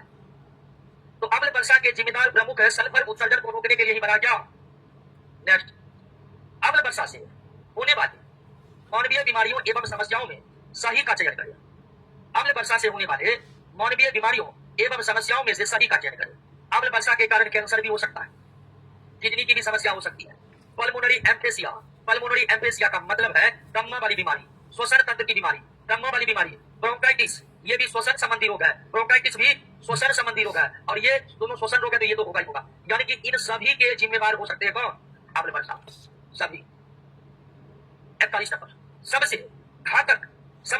घातक क्लोरोफ्लोरोकार्बन कौन है, जो ओजोन से प्रतिक्रिया कर उसका क्षरण करता है। तो सही करिएगा, क्षरण करता है। सबसे घातक क्लोरोफ्लोरोकार्बन कौन है, जो ओजोन से प्रतिक्रिया कर उसका क्षरण करता है। आपको बताएं कि जितने भी क्लोरीन और फ्लोरीन युक्त गैस है, जितने भी क्लोरीन और फ्लोरीन युक्त गैस है, सबको सम्मिलित रूप से क्या कहते हैं, क्लोरोफ्लोरोकार्बन। तो क्लोरोफ्लोरोकार्बन कोई एक गैस नहीं है, बल्कि ये गैसों का समूह है, ये गैसों का समूह है। और इस गैसों के समूह में वे सभी गैस आते हैं जिसमें क्लोरीन और फ्लोरीन मौजूद है। तो इनमें सबसे खतरनाक है CCl2F2, ठीक है ना, सबसे खतरनाक है CCl2F2। नेक्स्ट, निम्नलिखित में कौन सा कथन सही है, निम्नलिखित में कौन सा कथन सही है? पौधों की पत्तियों पर अम्ल वर्षा गिरने से प्रकाश संश्लेषण की क्रिया मंद पड़ जाती है। बिल्कुल सही बात है। अम्ल वर्षा होने से पेड़ की प्रकाश संश्लेषण की क्रिया क्या होती है? घट जाती है। अब ऐसा क्यों होता है? तो आप जानते हैं कि प्रकाश संश्लेषण के लिए पौधे को क्या चाहिए? Carbon dioxide. और कार्बन डाइऑक्साइड की प्राप्ति वायुमंडल से पौधे पत्तियों में स्थित सूक्ष्म छिद्र, जिसे क्या कहते हैं? रंध्र कहते हैं, अंग्रेजी में स्टोमा। तो आप ये जानते हैं कि वृक्ष के पत्तियों में रंध्र पाए जाते हैं। वृक्ष के पत्तियों में रंध्र पाए जाते हैं और रंध्र से ही वृक्ष या पेड़ पौधे वायुमंडल से क्या ग्रहण करते हैं? तो जब अम्ल वर्षा होता है ना, तो अम्ल वृक्ष के पत्तियों के रंध्र को अवरुद्ध कर देते हैं, यानी इन छिद्रों को जाम कर देता है एसिड, जिसके कारण पेड़ ठीक तरह से कार्बन डाइऑक्साइड ग्रहण नहीं कर पाता। और कार्बन डाइऑक्साइड ठीक तरह से ग्रहण नहीं करने के कारण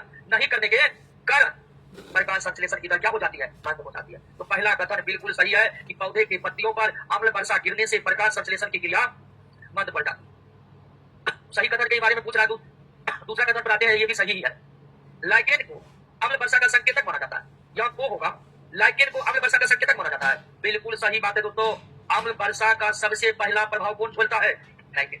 अगर किसी स्थान पर लाइकेन उगा हुआ है और वह एक एक करके मरने लगे, तो इसका संकेत होता है कि वायुमंडल में किसकी उपस्थिति हो गई है। जब वायुमंडल में सल्फर डाइऑक्साइड की मात्रा बढ़ती जाती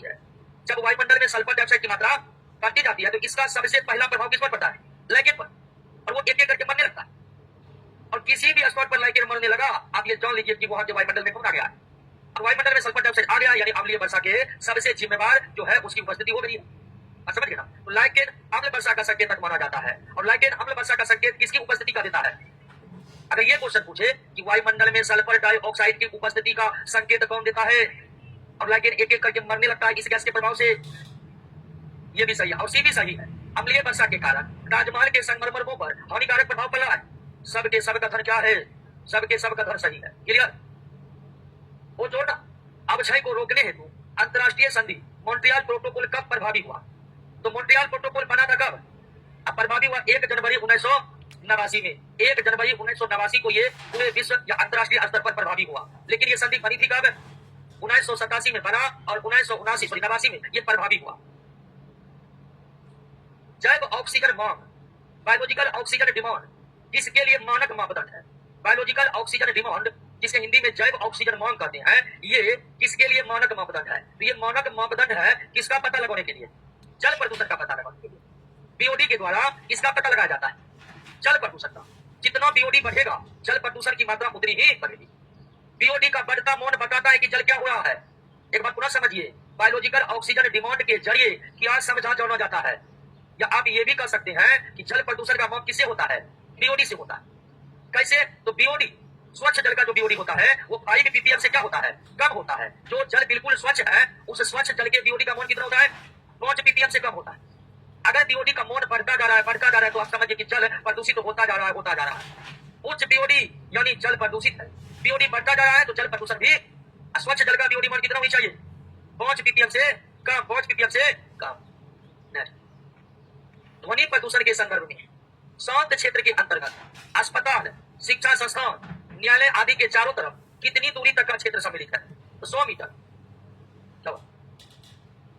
क्या? अच्छा, इसका क्या होगा? इसका डी होगा। क्लियर? डी होगा। 45। तो शांत क्षेत्र, शिक्षा संस्थान, न्यायालय, अस्पताल, ये सब शांत क्षेत्र है। इन सब क्षेत्रों में हॉर्न देने की मनाही होती है। तो छात्र क्षेत्र जो घोषित किए गए हैं, इस क्षेत्र के चारों तरफ कितनी दूरी तक के लिए? 100 मीटर दूरी के लिए। 100 मीटर दूरी मतलब 100 मीटर की परिधि, यानी कि ये शिक्षा संस्थान है, तो इसके 100 मीटर के दायरे के क्षेत्र को क्या कहा जाता है? शांत क्षेत्र कहा जाता है। इसमें ध्वनि कितना उत्सर्जन होगा या कितने ध्वनि क्षेत्र में उत्सर्जित किए जा सकते हैं, इसके मानक तय कर दिए जाते हैं। तो कोई भी क्षेत्र, कोई भी संस्थान या कोई भी एक विशेष संस्थान शांत क्षेत्र घोषित कर दिया गया है, तो उस क्षेत्र के अंतर्गत उस संस्थान के चारों ओर के कितने मीटर शामिल हो जाते हैं। क्लियर? निम्नलिखित में कौन जैव अपघटनीय प्रदूषक है? कल के क्लास में जैव निम्नीकरणीय और निम्नीकरणीय की बात की। जो परिभाषा जैव निम्नीकरणीय की हम बताए थे, वही परिभाषा किसका है? जैव अपघटनीय प्रदूषक का। तो जैव अपघटनीय प्रदूषक भी वे प्रदूषक हैं जिनका अपघटन हो जाता है, डिकम्पोज हो जाता है, अथवा सड़ गल के मिट्टी में मिल जाते हैं। तो जैव अपघटनीय प्रदूषक कौन है? सीवेज का बताए थे। मानव एवं अन्य पशुओं के मल मूत्र युक्त पानी को क्या कहते हैं? सीवेज। ऐसे जलीय बहाव जिसमें मानव मलमूत्र पशुओं के मलमूत्र शामिल है उसे क्या कहते हैं? सीवेज जैव अपघटनीय है, यानी इसका डिकम्पोज हो जाता है, ये सरगल के मिट्टी में मिल जाते हैं। लेकिन पॉलीथीन, प्लास्टिक, एस्बेस्टोस, एस्बेस्टोस जो घर पर डाले जाते हैं, इसे घर की चादर भी कहते हैं, ठीक है ना? तो एस्बेस्टोस ये सब डिकम्पोज नहीं होते हैं, लाखों वर्षों तक ये भूमि पर जस के तस पड़े रहते हैं, इसका कोई डिकम्पोजेशन नहीं होता है। ये सब जैव अनिम्नीकरणीय प्रदूषण होगा। क्लियर? पॉलीथीन, एस्बेस्टस, प्लास्टिक जैव अनिम्नीकरणीय प्रदूषण के श्रेणी में आएगा। नेक्स्ट, निम्नलिखित में कौन सा रेडिएशन सर्वाधिक नुकसानदेह है? Alpha, beta, gamma, neutron. आप ये जानते हैं कि alpha, beta, gamma radio active element से उत्सर्जित होते हैं, रेडियो एक्टिव एलिमेंट से उत्सर्जित होते हैं। तो इन सब में जो सबसे खतरनाक रेडिएशन है वो कौन है? गामा। गामा सबसे खतरनाक क्यों है? ये इसलिए है कि इसकी भेदन क्षमता बहुत अधिक होती है। ये हमारे त्वचा के कोशिकाओं को आसानी से तो भेद ही सकता है, गामा की भेदन शक्ति इतनी अधिक है कि ये हमारे हड्डी के कोशिकाओं तक को भेद कर रख देते हैं। तो सबसे अधिक खतरनाक और सबसे कम खतरनाक अल्फा। और अल्फा सबसे कम खतरनाक इसलिए कि इसकी भेदन क्षमता कम है, ये हमारे त्वचा के कोशिकाओं को भी ठीक से भेद नहीं पाता, इसीलिए सबसे खतरनाक रेडिएशन और सबसे कम खतरनाक अल्फा। और ये सब रेडिएशन से त्वचा कैंसर होता है। क्या होता है? त्वचा कैंसर। त्वचा कैंसर बहुत ज्यादा जानलेवा नहीं है दोस्तों, जैसे अन्य कैंसर की तरह त्वचा कैंसर जानलेवा नहीं होते हैं, लेकिन लंबे समय तक बने रहने के बाद वे जानलेवा हो सकते हैं। समझे? निम्नलिखित में कौन द्वितीयक प्रदूषक नहीं है? हमने प्राथमिक और द्वितीयक प्रदूषक की परिभाषा कल के क्लास में जाने थे कि नहीं, कि और कौन प्राथमिक प्रदूषक है, कौन द्वितीयक? तो बताइए इसमें कौन होगा?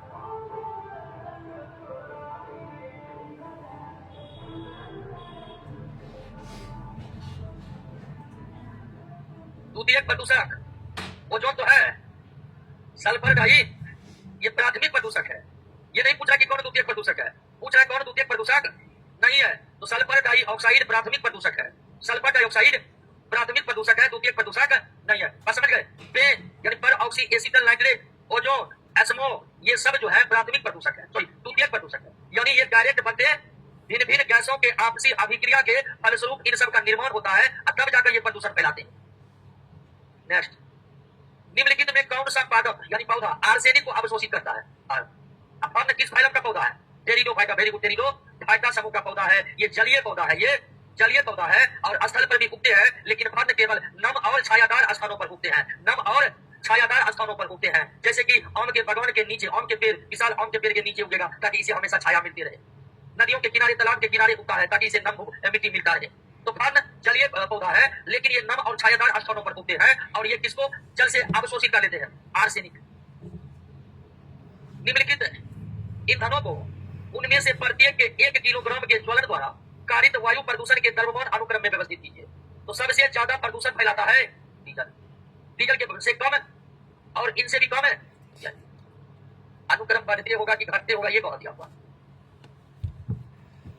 क्योंकि ये देखिए बढ़ते क्रम हो गया, ये क्या हो गया और ये क्या हो गया?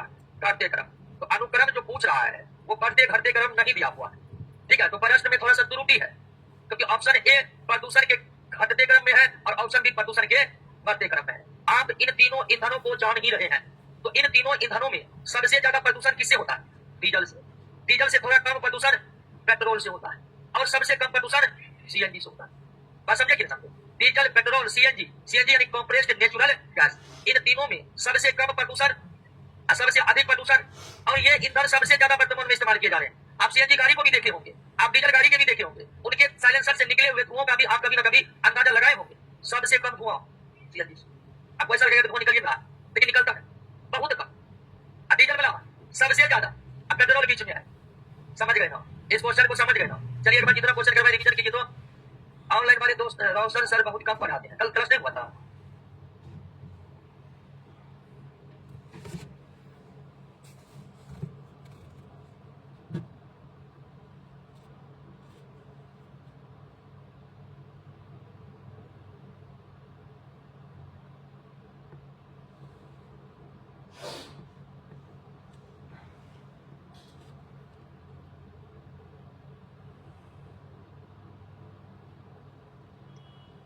सुजीत कुमार क्वेश्चन 29 को एक बार और समझा दीजिए। तो क्या है 29 में? 29 में तो इसको तो याद ही करना पड़ेगा। सुजीत कुमार 29 नंबर प्रश्न को याद ही करना पड़ेगा।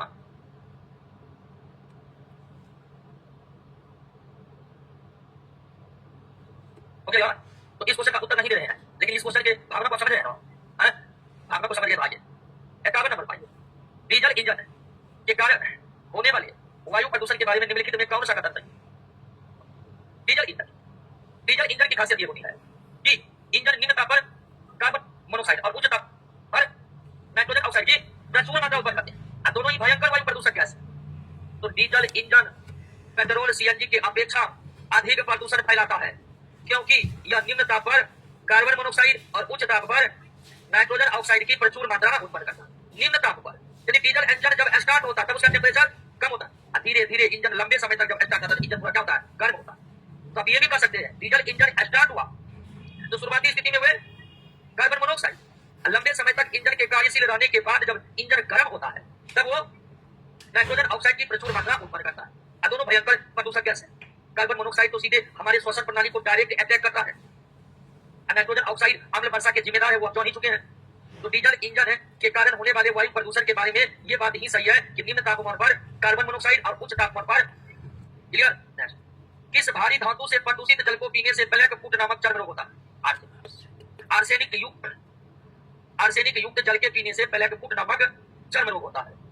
कैडमियम से इटाई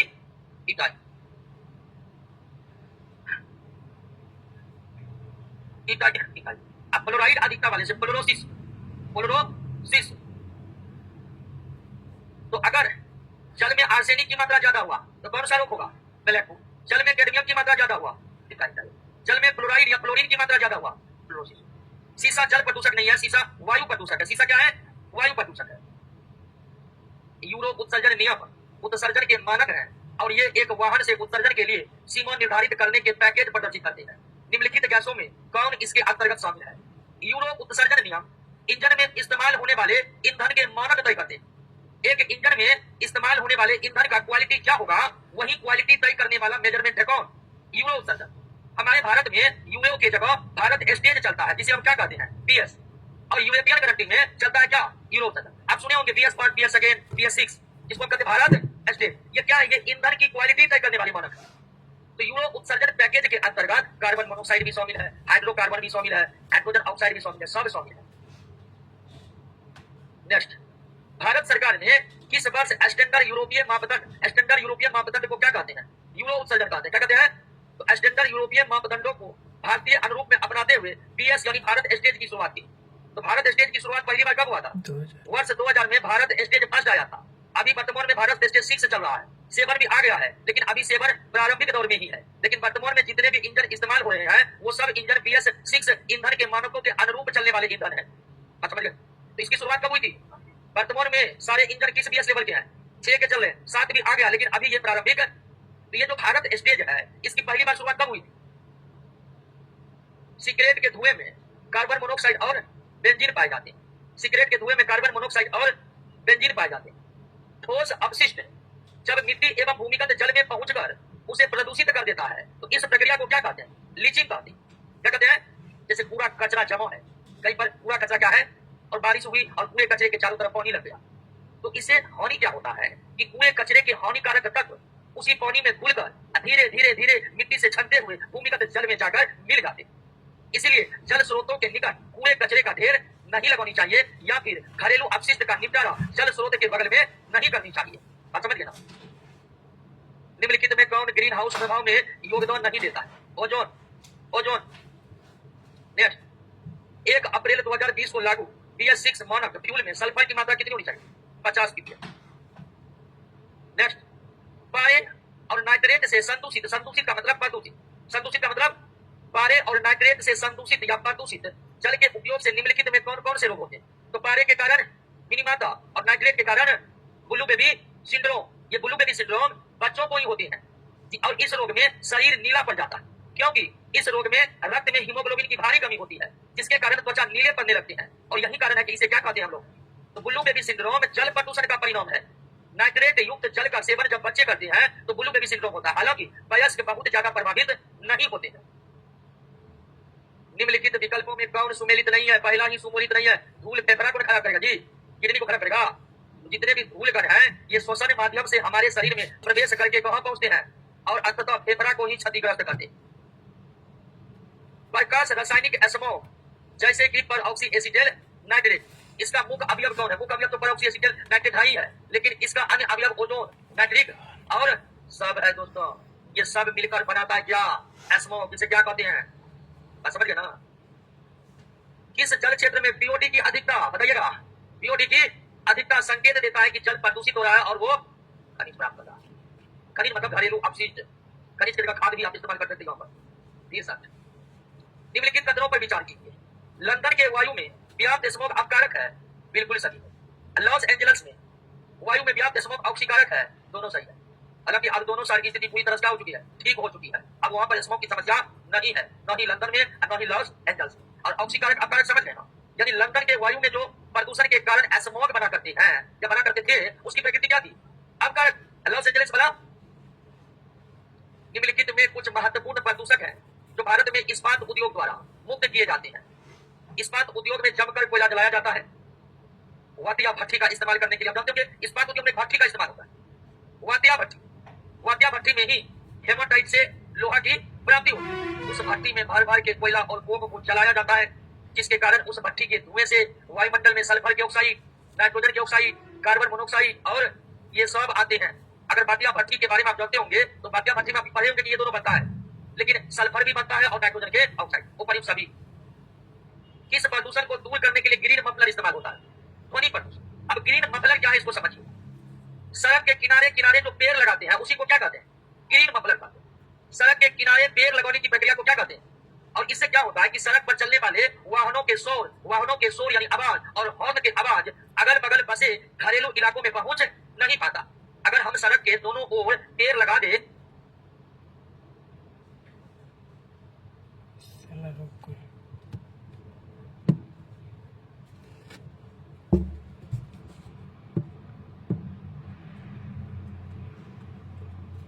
तो इसी को कहते हैं क्या?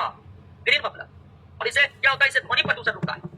कैसे? तो सड़क पर चलने वाले गाड़ी की आवाजों को, उनके हॉर्न को ये पेड़ पौधे घरेलू इलाके में या रिहायशी इलाकों में जाने से रोकते हैं या उस आवाज को काफी मंद कर देते हैं। आप समझ गए? और ये ग्रीन मफलर ध्वनि प्रदूषण को मेन रूप से रोकते हैं, लेकिन ये धूल प्रदूषण को भी रोकते हैं। ये धूल को बहुत ज्यादा उड़ने नहीं देते हैं।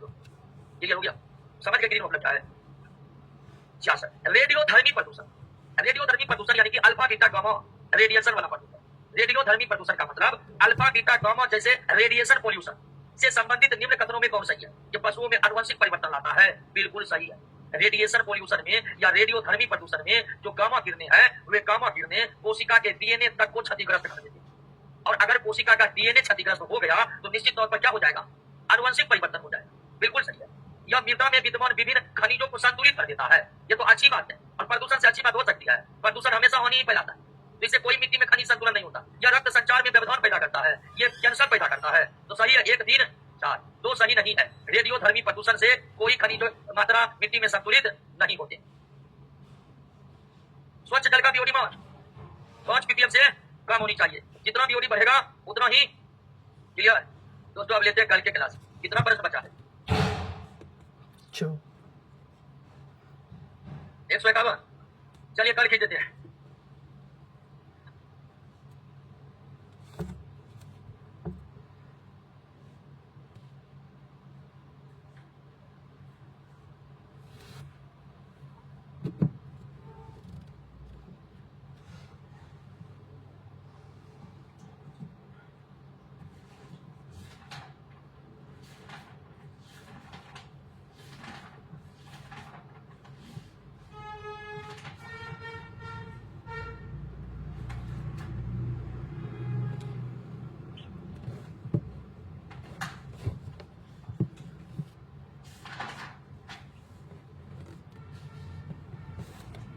बाबू वाला मत करो।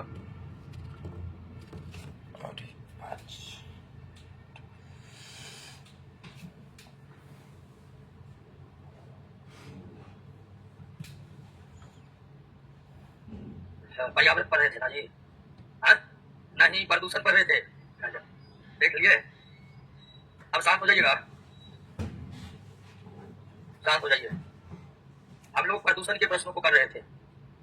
आइए 68 नंबर पर, सूक्ष्म जीवों के उपयोग द्वारा स्थल और समुद्र के उन क्षेत्रों का जो पीरकनाशियों, तेल और विलायकों द्वारा प्रदूषित हो गए हैं, उपचार करने की प्रक्रिया क्या कहलाती है?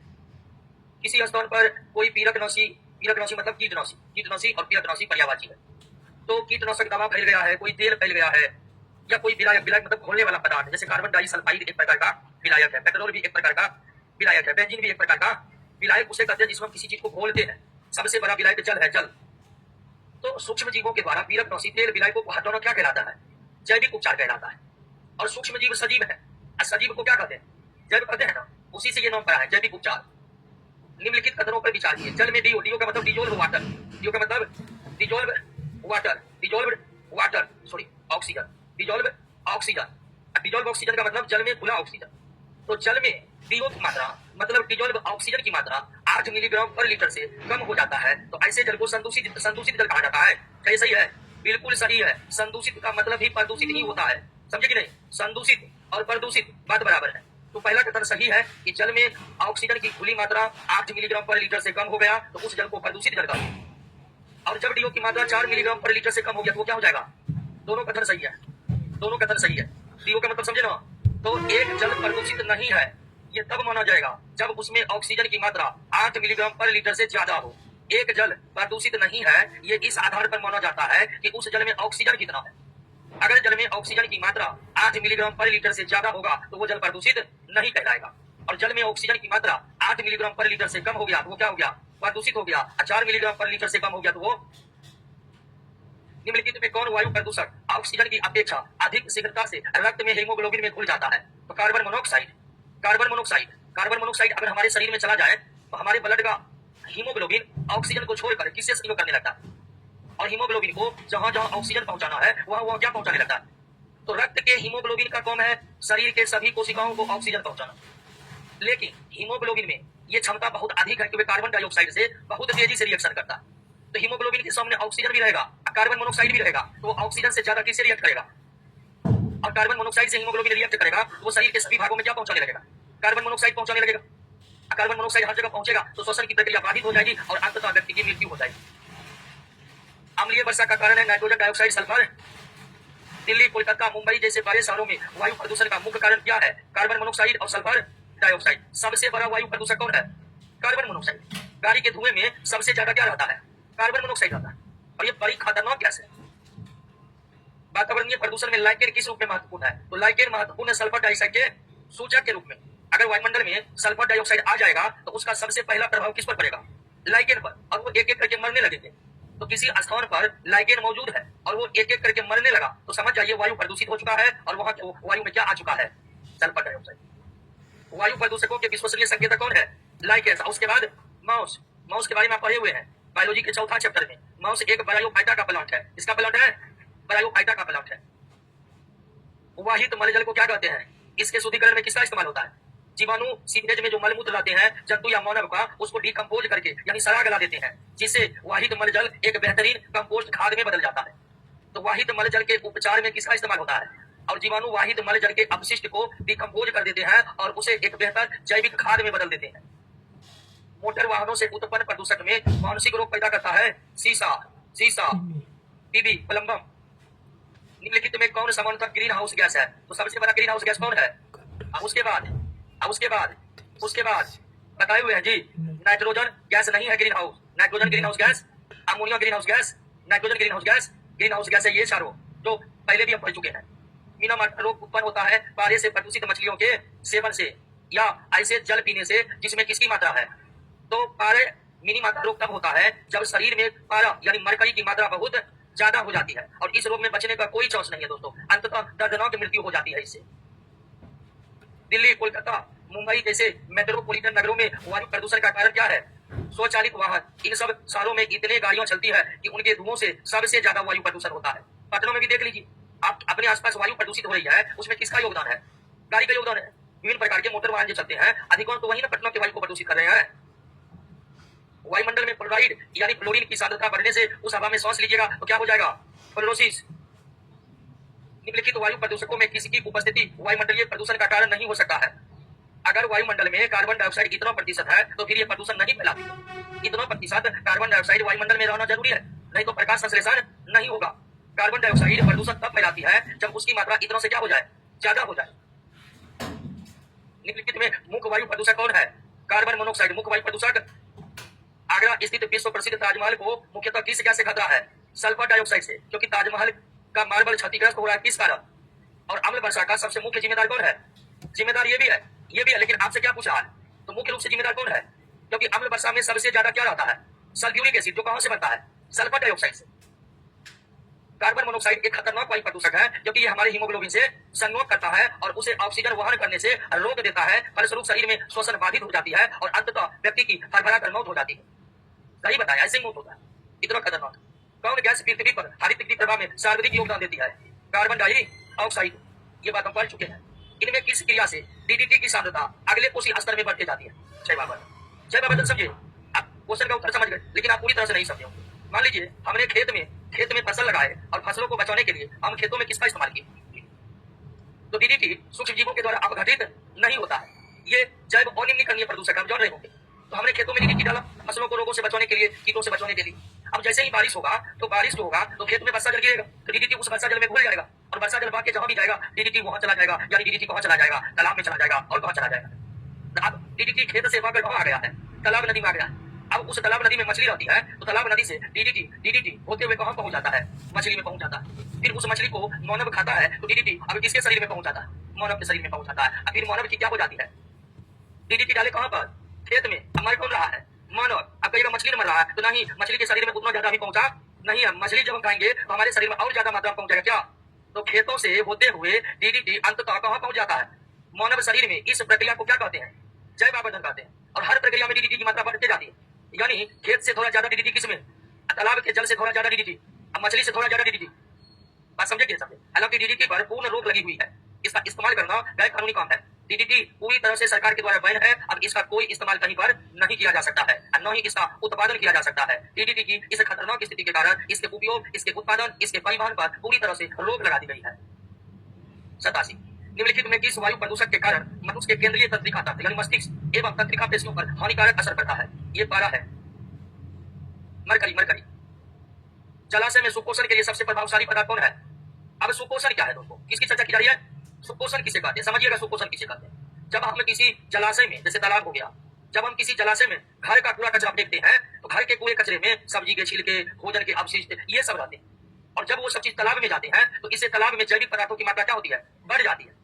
जैविक पदार्थों की मात्रा बढ़ जाती है, तो उसमें सबसे ज्यादा क्या रहते हैं? फॉस्फेट। और जलाशय में जो शैवाल पाए जाते हैं, और शैवाल, उस शैवाल को बहुत ज्यादा खनिज मिलने लगता है, यानी पोषक मिलने लगता है, जिससे शैवाल बड़ी तेजी से वृद्धि करता है। इतनी तेजी से वृद्धि करता है कि तालाब का सारा ऑक्सीजन केवल शैवाल ही खींच लेता है, बाकी सब मर जाते हैं। इसी स्थिति को क्या कहते हैं? तो किसी तालाब में घरेलू कूड़ा कचरा को डालने से वे घरेलू कूड़ा कचरा तालाबों में विभिन्न जैविक खाद की मात्रा बढ़ा देते हैं। उन जैविक खादों को शैवाल प्राप्त करके इतनी तेजी से वृद्धि करते हैं कि तालाब पर केवल शैवाल ही शैवाल नजर आते हैं, बाकी जीव को ऑक्सीजन मिलता ही नहीं है और अंततः वो मर जाते हैं। अचानक शैवाल को अत्यधिक पोषण मिलने लगता है, इसी को क्या कहते हैं? सुपोषण कहते हैं। और ये सुपोषण का कारण है घरेलू कूड़ा कचरा को फेंकना जलाशय में। घरेलू कूड़ा कचरा में अधिकांश चीज ऐसे होते हैं जो डिकम्पोज हो जाएगा, जैसे फल के छिलके डिकम्पोज होकर बेहतरीन खाद बन जाएगा, भोजन के अवशिष्ट डिकम्पोज होकर बेहतरीन खाद बन जाएगा, सब्जी के छिलके डिकम्पोज होकर बेहतरीन खाद बन जाएगा। और जलाशय में शैवाल को जैसे ये खाद मिलेगा, वो इतनी तेजी से वृद्धि करेगा कि केवल वही वृद्धि करेगा, बाकी मर जाएगा। इस स्थिति को क्या कहते हैं? सुपोषण। निम्नलिखित में कौन वायु प्रदूषण श्वास जहर का काम करता है तथा उच्च रक्तदाब और हृदय रोगों को बढ़ाता है? कैडमियम। गंगा जल में सबको प्रवाहित करने पर क्या होगी? बीओडी में वृद्धि होगी। बीओडी में वृद्धि होगा तो घुलित ऑक्सीजन में क्या होगा? कमी होगा, जीवाणुओं में वृद्धि होगी। सबको बहाएंगे तो सबको डिकम्पोज करने के लिए जीवाणुओं में क्या होगी? वृद्धि होगी। और आपको बीओडी के बारे में बताए थे, बीओडी बढ़ता जाएगा, जल प्रदूषित होता जाएगा। तो प्रदूषण बढ़ रहा है तो बीओडी भी क्या होगा? बीओडी बढ़ेगा तो डीओ घटेगा, डीओ का मतलब डिजोल्व ऑक्सीजन, घुलित ऑक्सीजन। तो जल प्रदूषित होगा तो बीओडी बढ़ेगा, बीओडी बढ़ेगा तो डीओ घटेगा। समझे कि नहीं समझे? स्वच्छ जल का बीओडी कितना होना चाहिए? 5 ppm से कम। स्वच्छ जल का बीओडी कितना होनी चाहिए? इसका आंसर डी होगा, डी। लोहे के खानों में काम करने वाले मजदूरों में श्वसन व्याधि लव सकितमयता होने का क्या कारण है? इसका कारण है सिलिका। सिलिका कहते हैं सिलिकॉन डाई। लोहे के फैक्ट्री में जो काम करते हैं ना, उसको धीरे धीरे सांस लेने में समस्या उत्पन्न हो जाती है, और सांस लेने में जो समस्या उत्पन्न होती है उसी स्थिति को लव सकितमयता कहते हैं। और इसका कारण क्या है? इसका कारण है सिलिका का छोटे छोटे टुकड़े सांस के द्वारा फेफड़ा में जमा होते जाना। अधिक समय तक बार बार विकिरणों के प्रभाव से क्या होगा? त्वचा कैंसर होगा दोस्तों। वायुमंडल में कार्बन डाइऑक्साइड का निर्माण मुख्य मुख्य किसके द्वारा? जीवों के श्वसन से होता है। कार्बन डाइऑक्साइड का निर्माण अग्नि से भी होता है, सूक्ष्म जीव के क्रियाओं से भी होता है, कारखाने के धुएं से भी होता है। लेकिन आपसे सवाल क्या पूछ रहा है? तो मुख्यतः किसके द्वारा? हम लोग जो श्वसन करते हैं तो उसमें ऑक्सीजन इस्तेमाल करते हैं और कार्बन डाइऑक्साइड बाहर निकालते हैं। तो श्वसन के द्वारा जो कार्बन डाइऑक्साइड बाहर निकलता है वो कार्बन डाइऑक्साइड वायुमंडल में सबसे ज्यादा मात्रा में रहता है। साधारणतः कितने डेसिबल की ध्वनि मानव सहन करता है? 80 से इससे ज्यादा सहन नहीं कर सकता है। अम्ल वर्षा का कारण ताजमहल का संगमरमर क्षरण होते जा रहा है, क्योंकि संगमरमर है कैल्शियम और वे अम्ल वर्षा के अम्ल से अभिक्रिया करके खराब होते जाता है। तो अम्ल वर्षा के कारण ताजमहल का संगमरमर क्षरण होते जा रहा है, जिसे मार्बल कैंसर की संज्ञा दी गई है। इस मार्बल कैंसर हेतु प्रमुख रूप से जिम्मेदार कौन है? तो प्रमुख रूप से जिम्मेदार है आगरा के बगल में क्या है और वहां पर क्या है? अब उसी तेल शोधन कारखाने के चिमनी से क्या निकलते रहता है जो मथुरा के हवा से बहते हुए कहां पहुंचा है?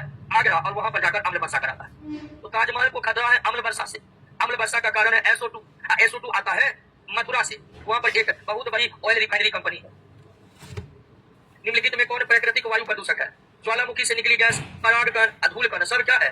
प्राकृतिक वायु प्रदूषक है। प्राकृतिक वायु प्रदूषक है। इस सब के लिए मानव जिम्मेदार नहीं है, ये नेचुरल एयर पोल्यूट है दोस्तों।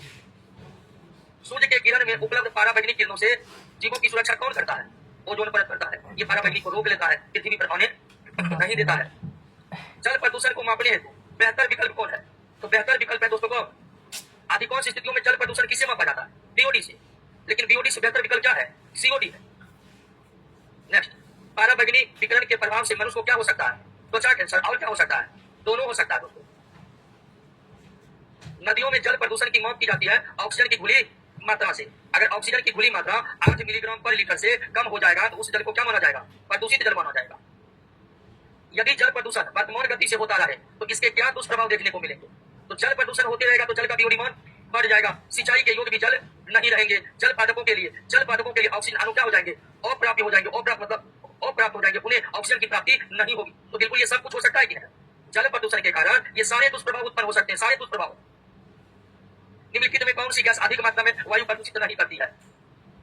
ऑक्सीजन तो प्रदूषित करती नहीं है, प्रदूषक गैस नहीं है दोस्तों। प्रकाश रासायनिक एस्मोग का हिंदी होता है धुंध।